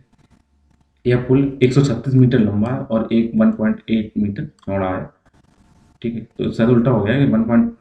हाँ इतना ही होगा, 1.8 मीटर चौड़ा है। ठीक है, आइए बात करते हैं राष्ट्रीय खाद्य तेल पाम ऑयल मिशन के बारे में। पाम ऑयल मतलब ताड़ का तेल। तो प्रधानमंत्री नरेंद्र मोदी हैं, उनकी अध्यक्षता में केंद्रीय जो मंत्रिमंडल है उन्होंने 18 अगस्त 2021 को ताड़ के तेल के लिए एक नए मिशन राष्ट्रीय खाद्य तेल palm oil mission national mission on edible oil palm की शुरुआत की मंजूरी दे दी है। तो ताड़ से बनने वाला तेल कुछ तरह से होता है। इसमें फायदा क्या है, इसे केंद्र प्रायोजित जो नई योजना है इसका फोकस क्या होगा कि ताड़ तेल कहाँ मिलता है, पूर्वोत्तर क्षेत्र में और खासकर जो द्वीप समूह अंडमान निकोबार वहाँ पे मिलता है। तो क्योंकि वहाँ के लोगों को रोजगार मिल सके इसलिए इसको चालू किया गया है। इस योजना के तहत क्या किया जाएगा, 11,040 करोड़ रुपए का जो वित्तीय जो परिव्यय है उसको निर्धारित किया गया है, जिसमें केंद्र क्या करेगा, लगभग 2/3 रुपये लगभग 8,884 करोड़ रुपए देगा, जबकि राज्य क्या देंगे करीब 2,200 करोड़ रुपए वो देंगे। और उसमें जो भी घाटा होगा उसको बायोलिटी कैप फंडिंग द्वारा इसमें किया जाएगा। इससे क्या होगा, वर्ष 2025-26 तक पाम ऑयल का जो रकबा जो क्षेत्र है वो 6.5 लाख हेक्टेयर बढ़ा दिए जाने का प्रस्ताव रखा गया है। और इस तरह जो 10 लाख हेक्टेयर रकबे का लक्ष्य एंड में पूरा कर लिया जाएगा। कच्चा जो पाम ऑयल होता है उसकी पैदावार 2025-26 तक 11 लाख टन और 2029-30 तक 28 लाख टन पहुंचने की उम्मीद अगर यही क्षेत्र चलता रहा। इसमें क्या होगा, इसमें दो विशेष क्या करेगा, सरकार ताजे फलों के गुच्छों की कीमत भी किसानों को आश्वासन दे रही है, क्योंकि MSP होती है इस तरह से निर्धारित करेगी। इससे क्या होगा, वायबिलिटी प्राइस जो अंतर होगा वो उसको पूर्ति करेगी तेलों उसमें जो प्राइस की। इसे तेल उद्योग पाम ऑयल किसान द्वारा तैयार किया गया। आपको पता होना चाहिए हम जहाँ तक पाम ऑयल क्या करते हैं, आपको आयात करते हैं बाहर से, और ये इंपोर्टेंट है, ये स्वास्थ्य के लिए भी अच्छा होता है। इसमें प्रति हेक्टेयर 12,000 रुपये से बढ़कर 29,000 प्रति हेक्टेयर तक इसमें खेती की सहायता प्रदान की जाएगी, सब्सिडी दी जाएगी। इससे क्या हो, हम इस तेल को बाहर बेच सकें, उससे क्या लाभ ले सकें। भारत ने किगाली संशोधन अनुसमर्थन का निर्णय लिया है। तो ध्यान रखना, हाइड्रोक्लोरोफ्लोरोकार्बन का चरणबद्ध रूप से कम करना ही ग्रीन हाउस गैसों को कम करने का किगाली संशोधन है उसको चरणबद्ध तरीके से स्टेप बाय तरीके से समाप्त करने के लिए ओजोन परत क्षयकारी पदार्थों से संबंधित जो मॉन्ट्रियल प्रोटोकॉल है उस तो ध्यान रखना, हाइड्रोक्लोरोफ्लोरोकार्बन को दूर करने के लिए मॉन्ट्रियल प्रोटोकॉल है और मॉन्ट्रियल प्रोटोकॉल का हिस्सा है किगाली संशोधन। उसी को भारत ने क्या किया, अपने रेडी इसमें शामिल करने का लक्ष्य रखा है। इसके अंतर्गत होगा क्या, हाइड्रोफ्लोरोकार्बन, ध्यान रखना ओजोन क्षरण से संबंधित कौन सा समय होता है, ओजोन क्षरण से संबंधित मॉन्ट्रियल प्रोटोकॉल है और मॉन्ट्रियल प्रोटोकॉल के जो मॉन्ट्रियल प्रोटोकॉल है उसके अंतर्गत है किगाली संशोधन। तो इसमें है क्या, जो हाइड्रोक्लोरोफ्लोरोकार्बन जो निकलते हैं उनको क्या है स्टेप बाय तरीके समाप्त करने के लिए राष्ट्रीय रणनीति को 2023 को तैयार किया जाएगा। हाइड्रोफ्लोरोकार्बन की अगर बात की जाए, इसके उत्पादन और खपत में उचित नियंत्रण की अनुमति देने के लिए वर्तमान कानूनी ढांचे में संशोधन किया जाएगा। ओजोन परत को नुकसान पहुंचाने वाले पदार्थ हैं उन नियमों को 2024 तक मध्य लागू लाया जाएगा। भारत में 2032 तक 4 चरणों में हाइड्रोफ्लोरोकार्बन्स में कमी लाएगा। उसे 2032 में 10%, 2037 में 20%, 2042 में 30% और 2047 में 80% तक इसकी बाहर निकाला जाएगा। तो ये बात करते हैं कि इंपॉर्टेंट क्या है, मॉन्ट्रियल प्रोटोकॉल क्या है, किगाली संशोधन क्या है और हाइड्रोफ्लोरोकार्बन क्या है। तो मॉन्ट्रियल प्रोटोकॉल क्या है कि जो ओजोन परत है वो लगातार जो खत्म हो रही है उस पर मॉन्ट्रियल प्रोटोकॉल ओजोन परत के संरक्षण करने के लिए एक अंतर्राष्ट्रीय पर्यावरणीय संधि है। इसे मानव निर्मित जितने रसायन हैं उनके उत्पादन और खपत को चरणबद्ध तरीके से समाप्त करने के लिए इसको लागू किया गया है। तो किगाली क्या है, रवांडा में स्थित है किगाली, अफ्रीकी देश में। यहाँ पर मॉन्ट्रियल प्रोटोकॉल के पक्षकारों ने विशेष रूप से जो आप कोल्ड का एसी वगैरह होती हैं और एयर कंडीशन होती है, जो ठंडी करने वाली चीजें एसी होती है, उनमें हाइड्रोफ्लोरोकार्बन के उपयोग को वृद्धि को इन्होंने स्वीकार किया था और ये भी बोला था कि हाइड्रोफ्लोरोकार्बन को अगर नियंत्रित करने की सूची हम कंट्रोल करेंगे, उसके लिए उन्होंने कुछ सूचियां बनाई थी और 2040 तक, दशक के अंत तक इन पदार्थों में 80 से 85% तक इन्होंने बोला था कि हम उसको कम करेंगे। ध्यान रखना किगाली संशोधन ज्यादातर क्या है, एयर कंडीशन से संबंधित है, कूलिंग वाली चीजों से संबंधित है, इसमें हाइड्रोफ्लोरोकार्बन को कम करने की बात करता है। और हाइड्रोफ्लोरोकार्बन देखें अगर है क्या, सारी जड़ यही है सादगी। तो हाइड्रोफ्लोरोकार्बन क्या होता है, जब समताप मंडल में जो कि ओजोन है वहां को क्या करता है, ओजोन परत क्या कर पाती है, ओजोन हाइड्रोफ्लोरोकार्बन क्या करते हैं, ओजोन परत को क्या करते हैं, क्षय करते हैं और इनमें 12 से लेकर 14,000 तक की उच्च वैश्विक तापमान क्षमता होती है जो कि क्या करते हैं, जलवायु पर बहुत ही प्रतिकूल प्रभाव डालते हैं। इसलिए इनको कम करने की या खत्म करने की बात की जा रही है। आइए बात करते हैं प्रधानमंत्री श्रम पुरस्कार के बारे में। तो भारत सरकार द्वारा 12 अगस्त 2021 को 2018 के प्रधानमंत्री श्रम पुरस्कारों की घोषणा की है। इनका उद्देश्य क्या है, जो भी सार्वजनिक क्षेत्र के संगठन है या निजी क्षेत्र के संगठन है उनके द्वारा जो अगर योगदान दिया जा रहा है समाज में तो उनके योगदान को सराहा जाए, उनको प्रोत्साहन दिया जाए, उनकी उत्कृष्टता को सम्मानित किया जाए। तो ध्यान रखना प्रधानमंत्री श्रम जो पुरस्कार है उनके अंतर्गत 3 प्रकार के श्रम पुरस्कार दिए जाते हैं, श्रम भूषण पुरस्कार, श्रम वीर वीरांगना पुरस्कार और श्रम श्री और श्रम देवी पुरस्कार। तो श्रम भूषण पुरस्कार के अंतर्गत 1 लाख रुपए का नगद पुरस्कार दिया जाता है, श्रम वीर वीरांगना के अंतर्गत 60,000 रुपए का और जबकि श्रम श्री श्रम देवी के लिए 40,000 रुपए का नगद पुरस्कार दिया जाता है। ये पुरस्कार औद्योगिक विवाद अधिनियम 1947 में परिभाषित एवं केंद्र तथा राज्य सरकारों के विभागीय उपक्रम, केंद्र और राज्य के सार्वजनिक क्षेत्रों के उपक्रमों, निजी क्षेत्र की नियुक्त और कार्यरत न्यूनतम 500 कामगारों को प्रदान किए जाते हैं। इन पुरस्कार श्रमिकों को उनके विशिष्ट प्रदर्शन के लिए, उनके इनोवेशन क्षमताओं के बारे में, उनकी प्रोडक्ट के बारे में, उन्होंने क्या योगदान दिया, उसके एक्सीलेंस के बारे में, उनके असाधारण साहस, उनकी बुद्धिमत्ता का प्रदर्शन करने के लिए दिया जाता है। इसमें रूटीन सेवा में जो लगे श्रमिक हैं इन पुरस्कारों के पात्र नहीं होते हैं, जबकि जो गैर रूटीन लोग हैं वो इसमें शामिल किए जाते हैं। आइए बात करते हैं कोलोराडो नदी बेसिन के बारे में। तो आपको पहले बता दें कोलोराडो नदी बेसिन कहाँ पे, यूएसए में है, संयुक्त राष्ट्र अमेरिका में। ध्यान रखना तो यहाँ पे मैंने सारे नदी बेसिन देखे हैं। यहाँ पे देखो कोलंबिया प्लेटू है, ये ग्रेट बेसिन है, मोजाविक डेजर्ट है, सोनामर डेजर्ट है, इधर चिया हुआ डेजर्ट है, इधर कोलोराडो प्लेटू है जो ये वाली है, इसकी बात की जा रही है, ठीक है। और यहाँ पे ग्रेट प्लेन है यूएसए का। तो पहली बार अमेरिका की जो संघीय सरकार है उसने क्या किया, ऐतिहासिक सूखे के कारण वहाँ पे सूखा पड़ा है तो कोलोराडो नदी बेसिन के लिए पानी की कमी की घोषणा की है, जिसमें अक्टूबर 2021 तक कुछ दक्षिणी पश्चिमी राज्यों में पानी की कटौती की जाएगी क्योंकि यहाँ पे पानी की कमी पड़ रही है। तो इसमें महत्वपूर्ण तत्व बात करें तो जो कोलोराडो जो नदी है ये ऊपरी Wyoming, Colorado, new Mexico, Utah और उत्तरी एरिजोना और निचले बेसिन नेवादा, एरिजोना, कैलिफोर्निया, दक्षिण पश्चिमी उटाह और पश्चिमी न्यू मैक्सिको कुछ हिस्से में विभाजित है। अगर पूरी कोलोराडो नदी प्रणाली की बात की जाए तो ये बाढ़ नियंत्रण, जल संरक्षण और जल विद्युत लाभों को विनियमित करने के लिए बांधों और नहरों की एक श्रृंखला के साथ मैनेजमेंट करती है। तो ये इसमें है कि यहाँ पे कमी पानी की पड़ रही है। ध्यान रखना कोलोराडो नदी बेसिन कहाँ है, यूएसए के अंदर है, उसकी बात की जा रही है। आपने अक्सर गेम खेला होगा सुडोकू। तो सुडोकू को सबसे पहले किसने बनाया, उसके गॉड फादर कौन है, उनका नाम है माकी काजी। तो माकी काजी का भी हाल ही में निधन हो गया है। तो ध्यान रखना, माकी काजी ने किसका आविष्कार किया था, सुडोकू पहली का। तो सुडोकू पहली की जो गॉड फादर जाने जाते हैं माकी काजी, इनका निधन 10 अगस्त 2021 को पित्त नली हुई थी, उसमें कैंसर कारण हो गया है। ये 69 वर्ष के थे। तो माकी काजी ने इन्होंने नंबर पहली सुडोकू को 1980 के दशक में अपनी पत्रिका निकोली में प्रकाशित किया था। तो ये जापानी है माकी काजी। तो जापानी भाषा में सुडोकू का अर्थ देखें तो उसका मतलब होता है हर संख्या सिंगल होनी चाहिए। इसमें आपको इसमें क्या होता है, इसमें जो प्लेयर होते हैं वो क्या करते हैं, अगर ऐसे ये 3x3 के 9 क्यूब होते थे, ये 3x3 के 9 ऐसे सेक्शन है। तो इधर से इधर आपको 1 से 9 बनना है, इधर से इधर 1 से 9 बनना है, और एक बॉक्स के अंदर 1 से 9 बनना है। ये इसकी होता है, ध्यान रखना। सुडोकू की जो गॉडफादर कौन है, माकी काजी, उनका निधन हो गया है। ये खेल जापान में काफी लोकप्रिय हुआ था, और 2004 में द टाइम्स ऑफ लंदन द्वारा एक पहले ही प्रकाशक करने के बाद ही ये वैश्विक सुर्खियों में आया। तब से ये लोकप्रिय खेल दुनिया भर में फैल गया था सुडोकू। आइए बात करते हैं टोमेटो लीफ कर्ल नई दिल्ली वायरस के बारे में। यानी टोमेटो मतलब टमाटर, लीफ उनकी पत्तियों में कुछ नई रोग लग गया है। तो अगस्त 2021 में राष्ट्रीय पादप जीनोम अनुसंधान संस्थान के वैज्ञानिकों ने टमाटर के पौधों की जो पत्तियां हैं उनके मुरझाने वाले टोमेटो लीफ कर्ल नई दिल्ली वायरस के विरुद्ध रोग प्रतिरोधी टमाटर की प्रजाति द्वारा अपनाई गई प्रतिरक्षा रणनीति की जानकारी दी है। तो होता कैसे, टमाटर की पत्ती होती है, ठीक है, जो आपने पत्ती देख रहे हैं, तो ये क्या करती है, टमाटर में भी जैसे मुड़ जाती है, ऐसे इस तरीके कर्ल हो जाती है। इससे क्या होता है, टमाटर हम देखा होगा चकत्ते पड़ जाते हैं, इसी की वजह से पड़ता है। ये इसी के रोगों में क्यों होता है, इसके लिए कुछ जानकारियां दी हैं संस्थान ने।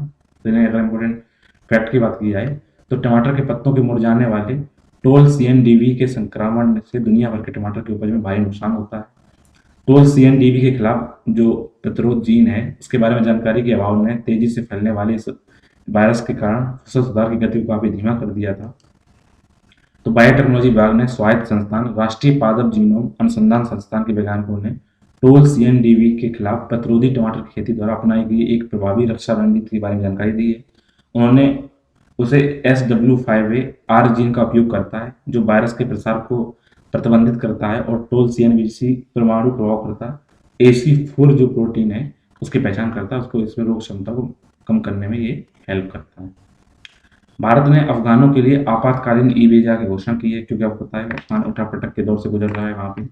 तो अफगानिस्तान में तालिबान के सत्ता कब्जा होने के 2 दिन बाद वहाँ की मौजूदा स्थिति को देखते हुए भारत ने 17 अगस्त 2021 को देश में आने वाले इच्छुक जो भी अफगान नागरिक हैं उनके लिए इमरजेंसी ई वीजा जानकारी घोषणा दी है।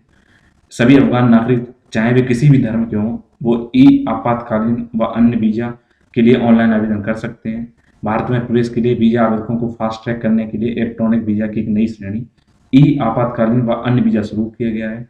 अफगानिस्तान में भारत के मिशन के बंद होने के कारण वीजा के लिए ऑनलाइन आवेदन किया जा सकता है, और नई दिल्ली में आवेदनों की जांच और कार्रवाई की जाएगी। वीजा शुरू के 6 महीने के लिए वैध होगा, तो आप 6 महीने के लिए यहाँ पर आ सकते हैं। जिला पंचायतों ने अभी हाल ही में यूपी के अलीगढ़ शहर का नाम हरिगढ़ करने की मांग की है। अलीगढ़ की जिला पंचायत परिषद ने 16 अगस्त 2021 को एक प्रस्ताव द्वारा जो अलीगढ़ तालों के लिए प्रसिद्ध है उसको हरिगढ़ नाम करने की मांग की है। इस प्रस्ताव की मंजूरी के लिए राज्य सरकार को उन्होंने भेज दिया है। अलीगढ़ की बात की जाए तो ये अलीगढ़ एक क्या संभाग है, इसके अंतर्गत हाथरस, एटा और कासगंज जिले शामिल हैं। इससे पहले जो यूपी का एक जिला है मैनपुरी, उसको भी उसका नाम चेंज करके ऋषि मैन के नाम पर मैन नगर करने की प्रस्ताव किया गया था। इसी महीने शुरुआत में फिरोजाबाद जिला अगर यूपी का, उसमें जिला पंचायत ने फिरोजाबाद का नाम पुराने नगर चंद नगर का नाम प्रस्ताव किया था। हो सकता है आपको ये क्वेश्चन आई यूपी इस पे कोई क्वेश्चन आते हैं तो बोले कि आवेदन जोड़िए, तो अलीगढ़ का नाम हरिगढ़, मैनपुरी का मैन नगर और फिरोजाबाद का चंद नगर का वो प्रस्ताव दिया गया है। हमने अभी 75वें स्वतंत्रता दिवस के अवसर पर नरेंद्र मोदी जी का भाषण सुना। देश के प्रधानमंत्री ने क्या क्या भाषण में क्या क्या खास खास बातें की हैं उनको मैं आपको बता देता हूँ।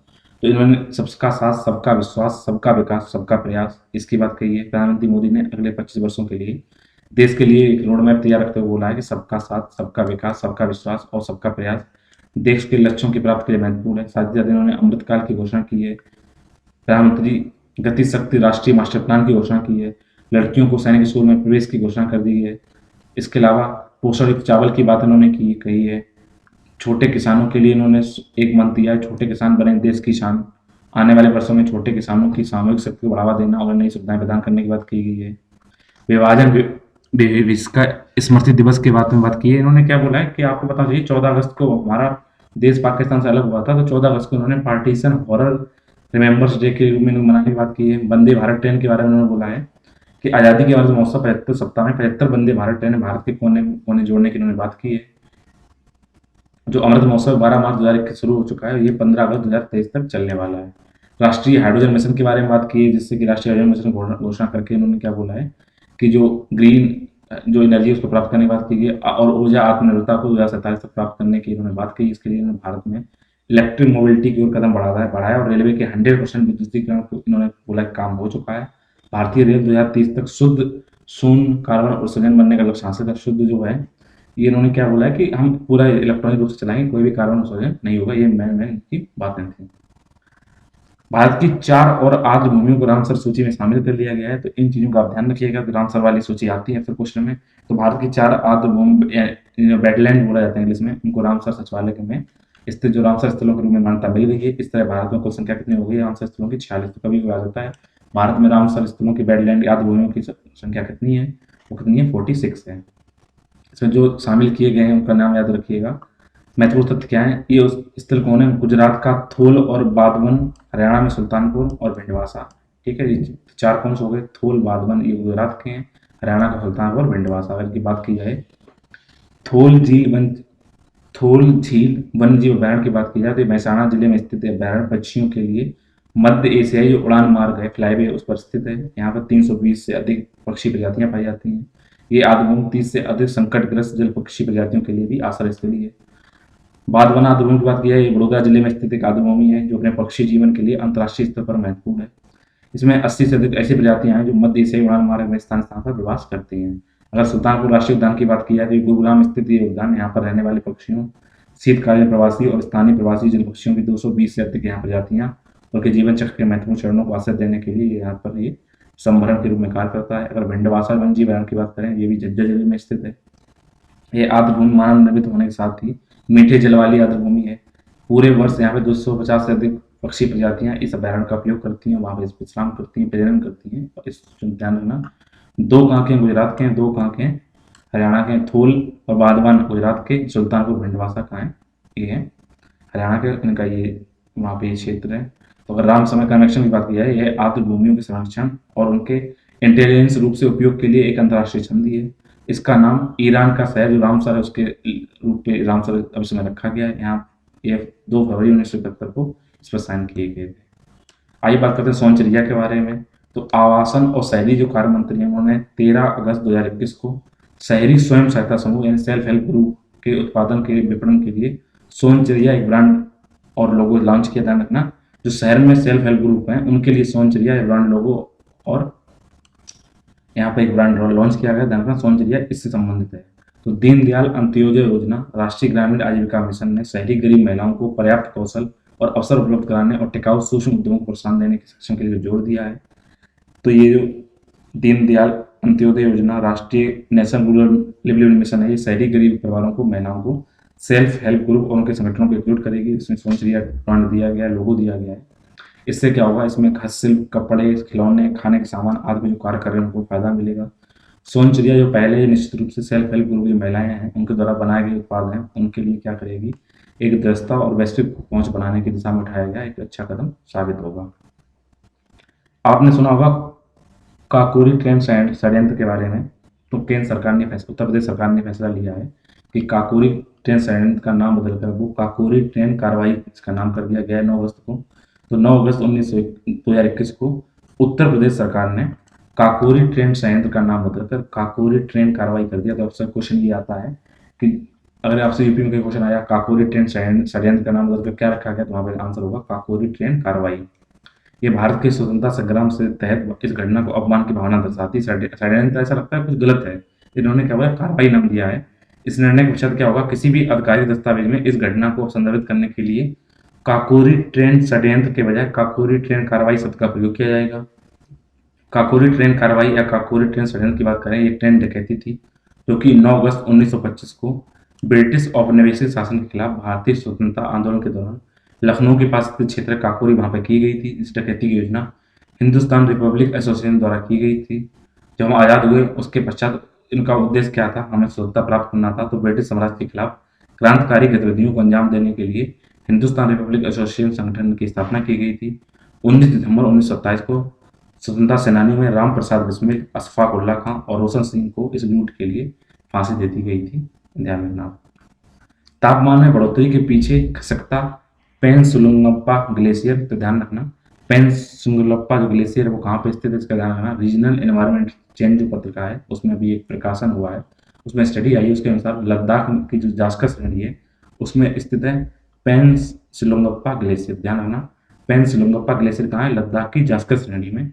उसमें तापमान बढ़ रहा है, इसके क्या हो रहा है, वहाँ बर्फ पिघल रही है, इससे क्या ग्लेशियर लगातार पीछे बढ़ता है। तो ये ग्लेशियर इस तरीके से बर्फ पिघलती जा रही है, पीछे बढ़ता जा रहा है। तो इसका इंपॉर्टेंट फैक्ट की अगर बात करें तो वर्ष 2015 में भारत सरकार के विज्ञान और प्रौद्योगिकी विभाग के अधीन बाडिया हिमालय भू विज्ञान संस्थान देहरादून हिमनद ग्लेशियरों पर अध्ययन कर रहा है। इसके तहत ग्लेशियरों में बर्फ के जमाव की स्थिति की निगरानी करना, बर्फ पिघलने की स्थिति देखना, पहले जलवायु परिस्थितियां कैसी थी, भावी जलवायु परिस्थितियां कैसी होंगी, इनके फिर ग्लेशियर पर क्या प्रभाव पड़ेगा, इसका ये समग्र अध्ययन कर रहे हैं।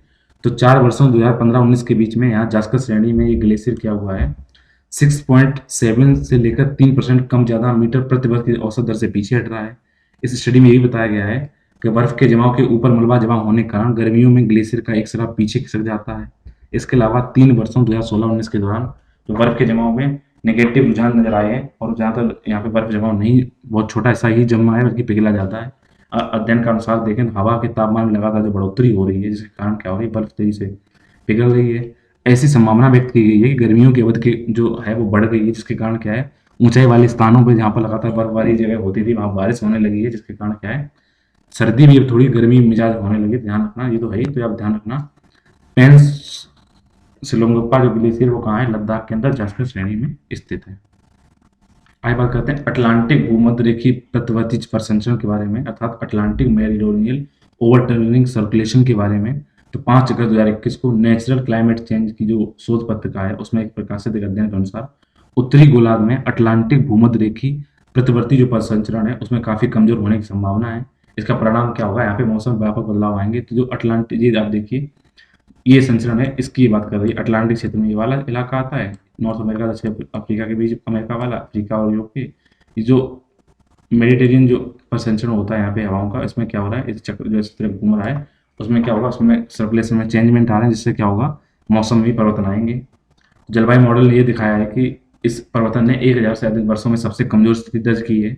यह ज्ञात अभी तो नहीं हो पाया कि कमजोर प्रसंचरण बदलाव के कारण है या नियमित होना एक कमी को संबंधित देता है कि क्या हुआ है, अभी तक इसका नया रीजन बीच में नहीं आया है।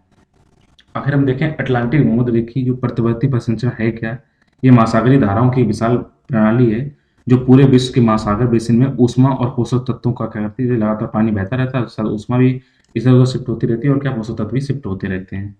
ये उष्णकटिबंध में उत्तरी गोलार्ध की ओर गर्म सतही जल ले जाता है और ये ठंडा हो जाता है, या फिर उष्णकटिबंधीय और दक्षिणी अटलांटिक निचली धारा के रूप में लौटता है। यहाँ से अंटार्कटिक प्रौद्योगिकी माध्यम से सभी महासागरीय विश्व में वितरित किया जाता है। मतलब बेसिक आप ये समझिए कि पानी गर्मी से सर्दी तरफ जाता है, फिर सर्दी ठंडा होकर ऊपर गर्म आता है, ये संचरण चलता रहता है। इससे होगा क्या, उत्तरी गोलार्ध में ठंडक बढ़ेगी, अटलांटिक के समुद्री स्तर जलवृद्धि होगा, यूरोप और उत्तरी अमेरिका में वर्षा में लगातार गिरावट आएगी, दक्षिणी अमेरिका और अफ्रीका में मानसून पैटर्न में बदलाव आएगा। और अन्य फैक्ट की बात की जाए, अन्य जलवायु मॉडल के अनुसार आने वाली सदी में अगर ये एएमओसी कमजोर हो जाएगा, लेकिन 2100 पहले इसकी संभावना नहीं, 2100 पहले ये नहीं होगा। प्रख्यात डोगरी लेखिका पद्मा सचदेवा का निधन हो गया है। डोगरी भाषा की लेखिका है ये, तो ध्यान रखना। पद्मा सचदेव जो है वो किस भाषा की लेखिका है, वो डोगरी भाषा की लेखिका है। ये डोगरी भाषा की पहली आधुनिक महिला कवयित्री है जिन्हें पद्मश्री से सम्मानित किया गया है। इनका 4 जुलाई 2021 को मुंबई के अस्पताल में निधन हो गया। ये 81 वर्ष की हैं।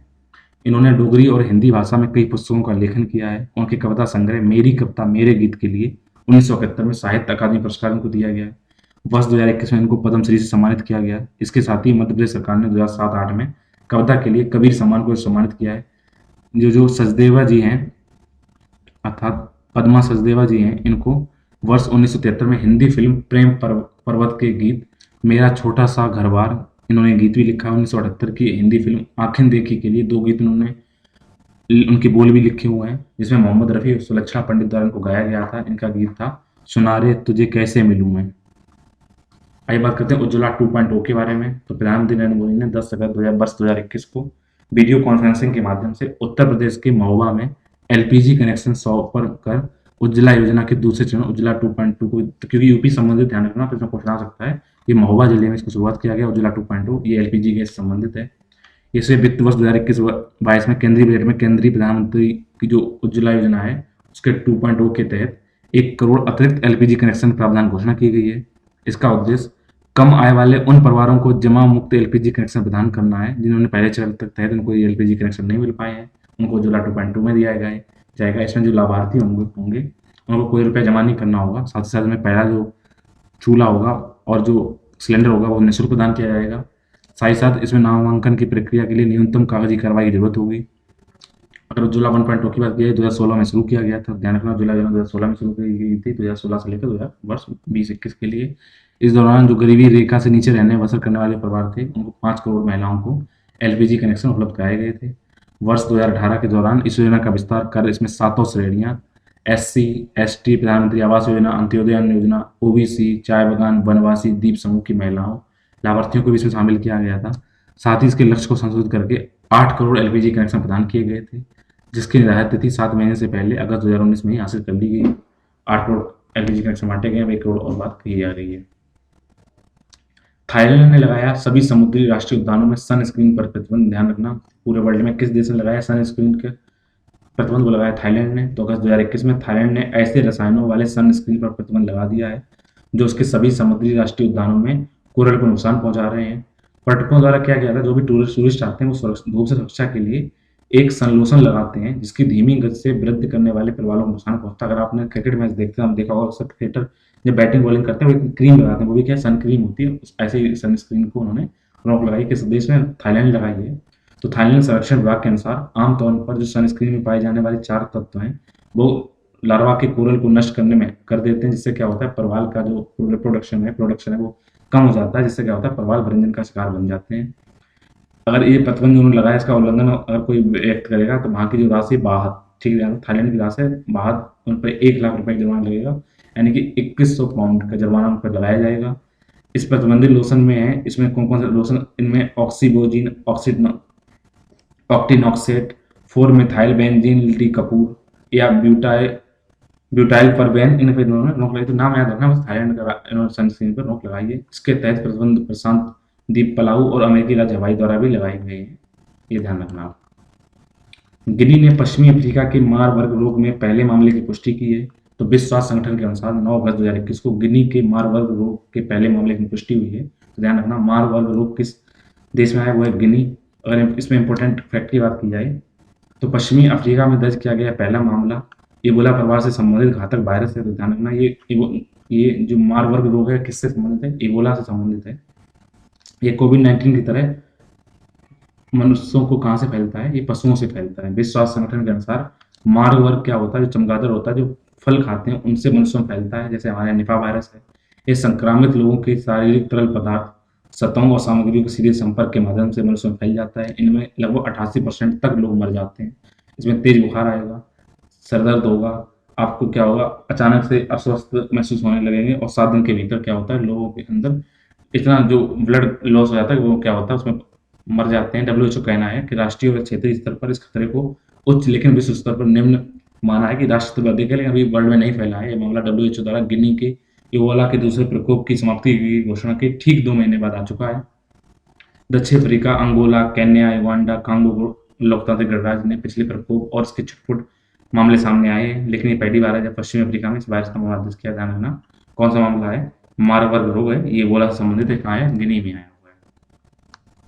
उड़ीसा सरकार ने 89 इंडोर स्टेडियम बनाने की बात की, आपको पता होना चाहिए। इस बार अगर देश में हॉकी मेडल लाए उसमें कहीं ना कहीं उड़ीसा सरकार का बहुत ही योगदान है, क्योंकि भाई उसको स्पॉन्सर कर रही थी। जब देश में सभी लोगों ने हाथ पीछे कर ली तो उड़ीसा सरकार उनको क्या कर रही थी? रुपए दे रही थी। तो इसीलिए उनको और आगे बढ़ाने के लिए 9 अगस्त 2021 को वहाँ के जो मुख्यमंत्री जी हैं वो नवीन पटनायक हैं, उनकी अध्यक्षता में कैबिनेट मीटिंग हुई है। उन्होंने ये निर्णय लिया कि उड़ीसा सरकार अब 89 यानी 89 इंडोर स्टेडियम निर्माण बनाएगी और खेलों के बुनियादी ढांचे को और मजबूत करने का प्रयास करेगी। इसके लिए उन्होंने 693.3 लाख करोड़ रुपए की अनुमति दे दी है। इंडोर स्टेडियम का निर्माण उन जगहों पर किया जाएगा जहाँ पर आधुनिक खेल का बुनियादी ढांचा उपलब्ध नहीं है। इन सभी स्टेडियमों को बीजी पटनायक इंडोर स्टेडियम नाम दिया जाएगा। ये नवीन पटनायक के पापा का पिताजी का नाम है, जो अगले महीने 18 महीने के भीतर बनकर तैयार हो जाएंगे। इनका उपयोग स्वास्थ्य आपातकालीन स्थितियों के दौरान अस्पतालों के रूप में भी किया जा सकता है, और प्राकृतिक आपदाएं आएंगी वहां भी आश्रय के रूप में किया जाएगा। ये अच्छी बात है। दिग्गज अभिनेता अनुपम श्याम का निधन हो गया है। दिग्गज अभिनेता अनुपम श्याम का 9 अगस्त 2021 को निधन हो गया। वो 63 वर्ष के थे। ये है अनुपम श्याम। ये मशहूर टीवी धारावाहिक मन की आवाज प्रतिज्ञा में ठाकुर सज्जन सिंह के किरदार के लिए ये जाने जाते हैं। अपने लगभग 3 दशक के लंबे करियर में श्याम ने slum dog millionaire, bandit queen, Satya, दिल से, लगान और हजारों ख्वाहिशें ऐसी जैसी फिल्मों में भी इन्होंने अभिनय किया हुआ है। आइए करते किंग मिर्च के बारे में, राजा मिर्च के बारे में। तो पूर्वोत्तर क्षेत्र के भौगोलिक संकेतक संबंधित उत्पादों से निर्यात को बढ़ावा देने के उद्देश्य से नागालैंड की राजा मिर्च, जिसे किंग चिली भी कहा जाता है, इसकी खेप 28 जुलाई को लंदन में निर्यात। ध्यान रखना, जो चिली किंग चिली वो कहाँ उगाई जाती है, वो नागालैंड में उगाई जाती है। ठीक है, ध्यान रखना ये कहाँ की है किंग चिली, यानी राजा मिर्च कहाँ की है, नागालैंड की है। नागालैंड की इस मिर्च को भूत जोलकिया या घोस्ट पेपर भी कहा जाता है, क्योंकि बहुत ही ज़्यादा झड़पीली तीखी होती है। नागालैंड को किंग चिली सालोनेसी परिवार में शिमला मिर्च की प्रजाति से संबंधित है। ये राजा मिर्च दुनिया की सबसे तीखी मिर्च को माना जाता है, और यह स्कोविल हीट यूनिट्स के आधार पर दुनिया की सबसे तीखी मिर्च की सूची में शीर्ष 5 में लगातार बनी हुई है। ध्यान रखना, नागा मिर्च कहाँ की है, ये नागालैंड की है। आर्टिफिशियल इंटेलिजेंस फॉर ऑल की पहल चालू कर दी गई है। चिप निर्माता इंटेल ने भारत में, आपने देखा लैपटॉप के ऊपर इंटेल लिखा होता है, वो चिप का निर्माण करती है। उसने भारत में लोगों के लिए कृत्रिम बुद्धिमत्ता अर्थात आर्टिफिशियल इंटेलिजेंस की बुनियादी समझ को पैदा करने के उद्देश्य से केंद्रीय माध्यमिक शिक्षा बोर्ड सीबीएसई और शिक्षा मंत्रालय के सहयोग से 29 जुलाई 2021 को AI फॉर ऑल पहल की घोषणा की है। ध्यान रखना, इसका उद्देश्य क्या है, सभी के बीच आर्टिफिशियल इंटेलिजेंस के बारे में जागरूकता पैदा करने के लिए भारत को AI के लिए तैयार करना, उसके लिए ये जागरूकता फैलाएगा। इसमें मैं इंपोर्टेंट फैक्ट की बात की जाए तो इंटेल ने AI फॉर सिटीजन्स कार्यक्रम AI फॉर ऑल एक 4 घंटे का स्वगतशील लर्निंग प्रोग्राम है, जो AI की समावेशी तरीके की समझ हमें स्पष्ट करेगा। इस कार्यक्रम का लक्ष्य क्या है, पहले वर्ष में लगभग 10 लाख नागरिकों को AI से परिचित करवाएगा। 4 घंटे की सभी के लिए अध्ययन सामग्री संसाधन, जो कि 11 स्थानीय भाषाओं में उपलब्ध कराई जाएगी। इसको 2 घंटों में बांटा गया है। AI जागरूकता 1.5 घंटे का होगा, और AI अभिमूल्यन एप्रिसिएशन क्या होगा, 2.5 घंटे का होगा। इसमें क्या होगा, इसमें AI की प्रारंभिक समझ, उसकी भ्रांतियों को कम करने, उसके अनुप्रयोग क्या है, उनकी क्षमता क्या है, इसके बारे में आपको ज्ञान दिया जाएगा। AI अवमूल्यन खंड शिक्षा, जो स्टूडेंट हैं उनको AI के प्रमुख क्षेत्रों, उद्योगों के प्रभाव को समझने में मदद करेगा, और निजी तौर पर सीखने की योजना में भी मदद करेगा। भारत और चीन सेना के बीच में हॉटलाइन लगाई गई है। तो उत्तरी सिक्किम के कोबरा-ला में भारतीय सेना और तिब्बत स्वायत्त क्षेत्र के खंबा दाजोंग में चीन की जो पीपुल्स लिबरेशन आर्मी है, PLA है, उसके बीच एक हॉटलाइन स्थापित की गई है। तो हॉटलाइन क्या होती है, अब अचानक डायरेक्ट सीधा कॉन्टेक्ट कर सकते हैं, बीच में कोई रुकावट नहीं आती है। इसमें ये हॉटलाइन दोनों देशों के जो आर्म फोर्सेस हैं उनके बीच स्थानीय कमांडरों के स्तर पर संचार के लिए अच्छी तरह से इसको स्थापित किया जाएगा। ये दोनों सेनाओं के बीच स्थानीय कमांडरों के लिए 6ठी हॉटलाइन है। इससे पूर्व लद्दाख में 2, अरुणाचल प्रदेश में 2 और सिक्किम में 2 हॉटलाइन लगाई जा चुकी हैं। अब कहाँ लगाई जा रही है, सिक्किम में 2 और लगाई जा रही है। आइए बात करते हैं ड्रैगन फ्रूट के बारे में, जिसको अभी कमल पुष्प शायद कुछ देश में बोला, उसका नाम देंगे। विदेश फलों के निर्यात को बढ़ावा देने के लिए गुजरात और पश्चिम बंगाल में फाइबर और खनिज से समृद्ध ड्रैगन फ्रूट की खेप की पहली खपत 3 अगस्त 2021 को लंदन, यूनाइटेड किंगडम और बहरीन को निर्यात कर दिया गया है। इस फल को कमल के समान पंखुड़ियां होती हैं, इसलिए इसको कमलम नाम भी देश ने दिया था, क्योंकि इसमें ड्रैगन फ्रूट इसका नाम है, लेकिन इसको नाम क्या दिया था भारत ने, कमलम। ड्रैगन फ्रूट की मुख्य रूप से 3 किस्में होती हैं। एक ऐसी जो गुलाबी रंग की दिखती है, एक सफेद गुदा वाला फल होता है, गुलाबी परत के साथ लाल गुदा वाला फल होता है, और पीली परत के साथ सफेद गुदा वाला। मतलब इसमें गुलाबी परत के अंदर सफेद और लाल गुदा हो सकता है, एक पीली परत के अंदर सफेद गुदा हो सकता है। ड्रैगन फ्रूट का वैज्ञानिक नाम बात किया है तो ये हाइलोसेरस सुडाइटस है। इसकी पैदावार मुख्य रूप से मलेशिया, थाईलैंड, फिलीपींस, संयुक्त राज्य अमेरिका और वियतनाम जैसे देशों में होती है। भारत में ड्रैगन फ्रूट का उत्पादन 990 के दशक की शुरुआत में किया गया था। इसका निर्यात मूल्य अधिक होने का हाल के वर्षों में देश में इसकी काफी लोकप्रियता बढ़ी है। वर्तमान में ड्रैगन फ्रूट की जो पैदावार है वो कर्नाटक, केरल, तमिलनाडु, महाराष्ट्र, गुजरात, उड़ीसा, पश्चिम बंगाल, आंध्र प्रदेश और अंडमान निकोबार देश समूह के तटीय क्षेत्रों में होती है। ड्रैगन फ्रूट की खेती करने के लिए पानी की आवश्यकता ज़्यादा नहीं होती है, विभिन्न प्रकार की मिट्टियों में भी इसको उगाया जा सकता है। आइए बात करते हैं राज्यपाल की कैदियों की क्षमादान शक्ति के बारे में। तो 3 अगस्त 2021 को सुप्रीम कोर्ट की पीठ के अनुसार राज्य के जो राज्यपाल होते हैं उनको मौत की सजा पाने वाले कैदियों सहित अन्य कैदियों को कम से कम 14 साल की जेल की सजा काटने से पहले ही क्षमादान दे सकते हैं, ये बात कही जा रही है। तो इंपोर्टेंट फैक्ट की बात करें तो क्षमादान के राज्यपाल की शक्ति दंड जो प्रक्रिया संहिता है उसकी धारा 447A है, उस प्रावधान को ओवर रिट्स करती है, जिसके अनुसार कैदी को केवल 14 साल की जेल की सजा काटने के बाद ही क्षमादान किया जा सकता है। तो सुप्रीम कोर्ट ने क्या बोला है, कैदियों को कम से कम 14 साल की जेल की सजा काटने से पहले ही क्षमादान किया जा सकता है। इसमें धारा 433A के तहत किसी भी संविधान संशोधन के अनुच्छेद 72 जो राष्ट्रपति की क्षमादान शक्ति है और 161 की है राज्यपाल की क्षमादान शक्ति है, उसको संवैधानिक शक्ति को प्रभावित नहीं करती है या नहीं कर सकती, इसमें से ऐसा बोला गया है। यदि कैदी 14 वर्ष या उससे अधिक वास्तविक कारावास से नहीं गुजरा है तो राज्यपाल के पास धारा 433(1) के तहत लगाए गए प्रतिबंधों के दायरे से बाहर जाकर क्षमादान की शक्ति है। हालांकि राज्यपाल राज्य सरकार की सलाह और सहायता पर कार्य करने के लिए बाध्य होता है, तो अगर राज्य सरकार चाहेगी तो क्षमादान कर सकते हैं 14 साल से पहले ही। ये भारत के संविधान के 161 में है और राष्ट्रपति क्षमादान शक्ति 72 में है।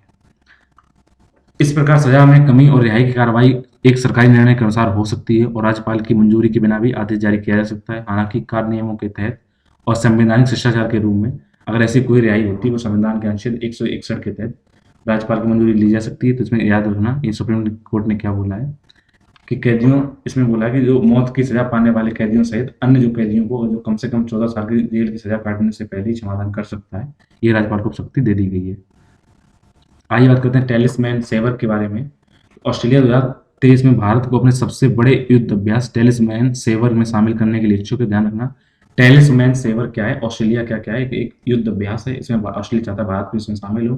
तो ऑस्ट्रेलिया रक्षा मंत्री जो पीटर डटन है उनकी अगले कुछ महीनों में भारत यात्रा के दौरान इसके लिए औपचारिक निमंत्रण दिया जा सकता है।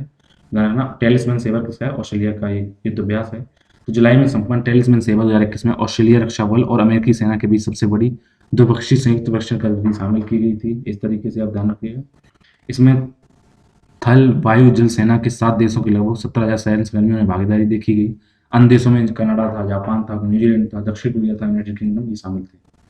आइए बात करते हैं रणजीत सागर बांध के बारे में।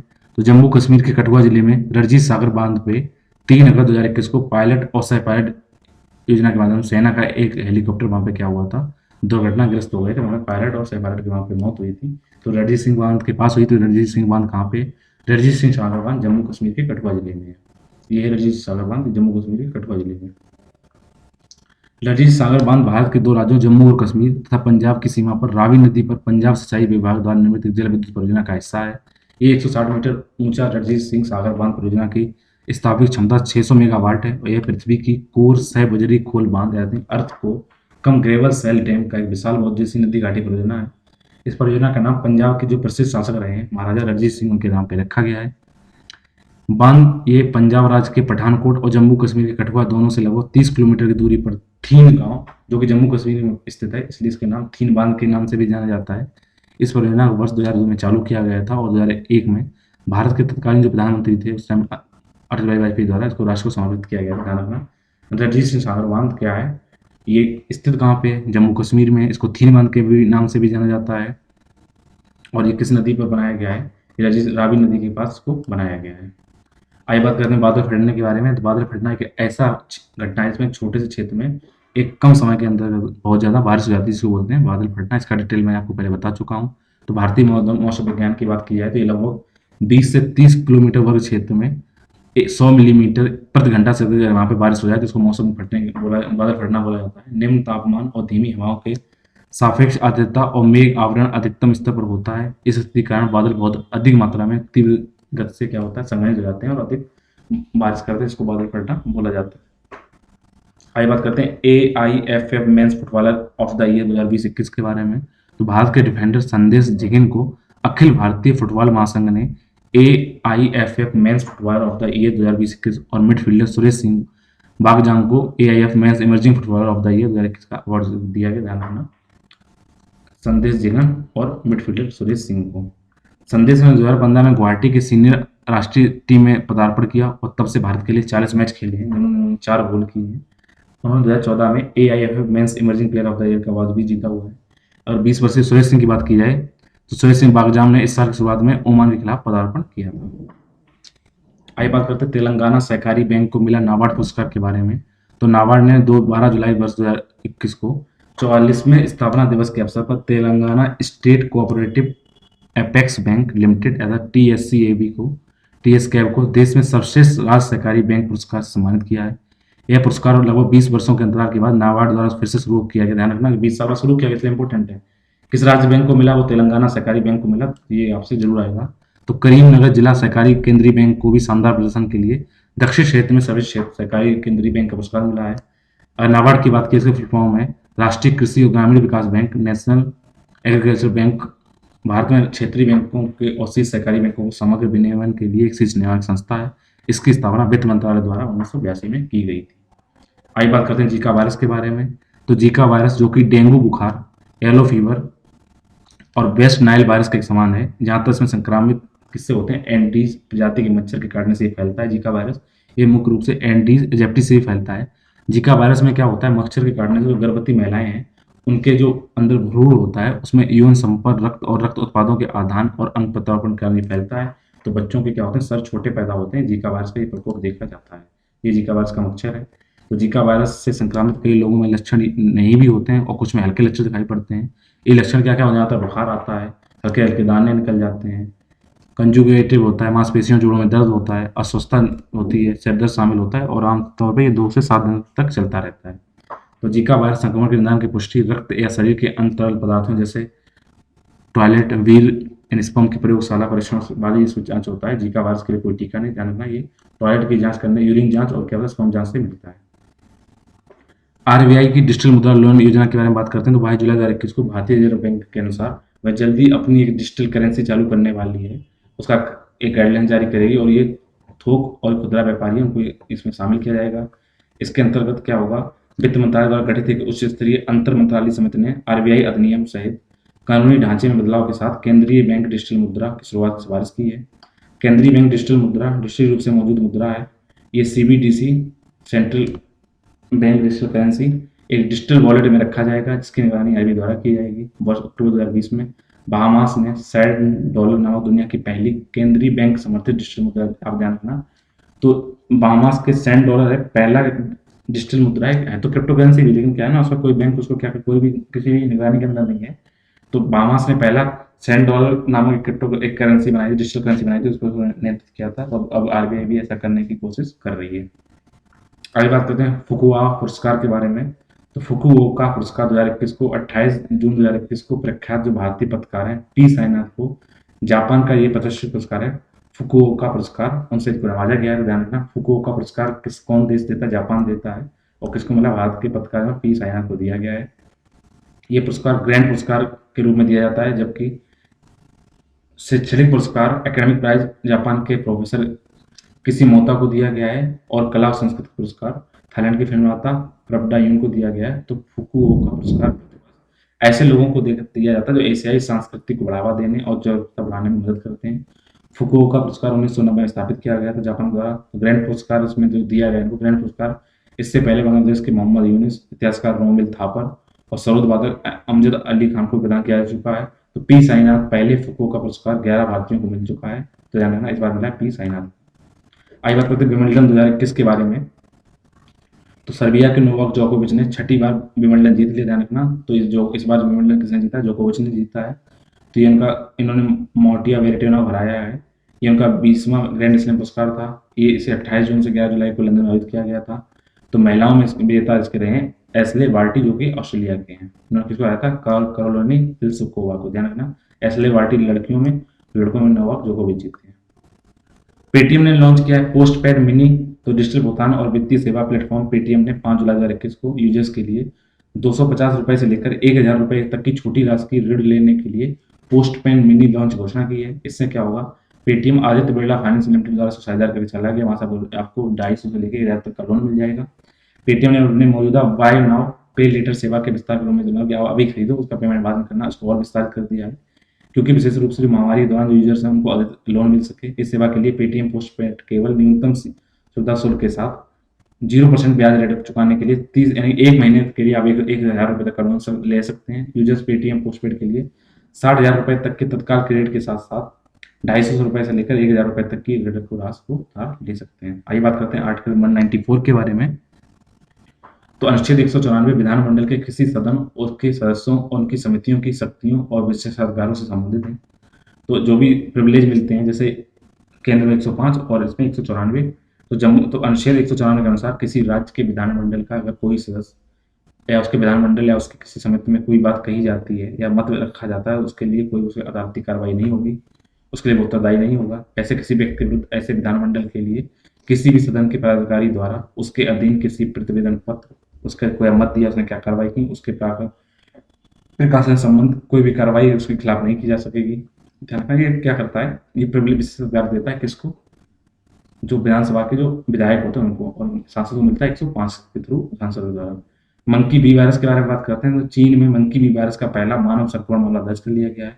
हर्पीस बी वायरस या जिसे मंकी बी वायरस कहा जाता है, आमतौर पर ये क्या करता है, जो यंग मैकाक बंदर उसके द्वारा फैलता है। इसमें देखिए जैसे छोटी मात्रा से इसमें क्या होते हैं, हाथों में दाने पड़ जाते हैं। इस वायरस की पहचान पहली बार 1932 में की गई थी। यह वायरस बंदरों के सीधे संपर्क, उनके शारीरिक जो स्राव है उनके आदान प्रदान से होता है। मंकी बी वायरस में संक्रमित मरीजों की मृत्यु दर 70 से 80% होती है। आप देखना कोरोना में कितना है, कोरोना में केवल है आपका 2 से 3%, इसमें क्या है 70-80%।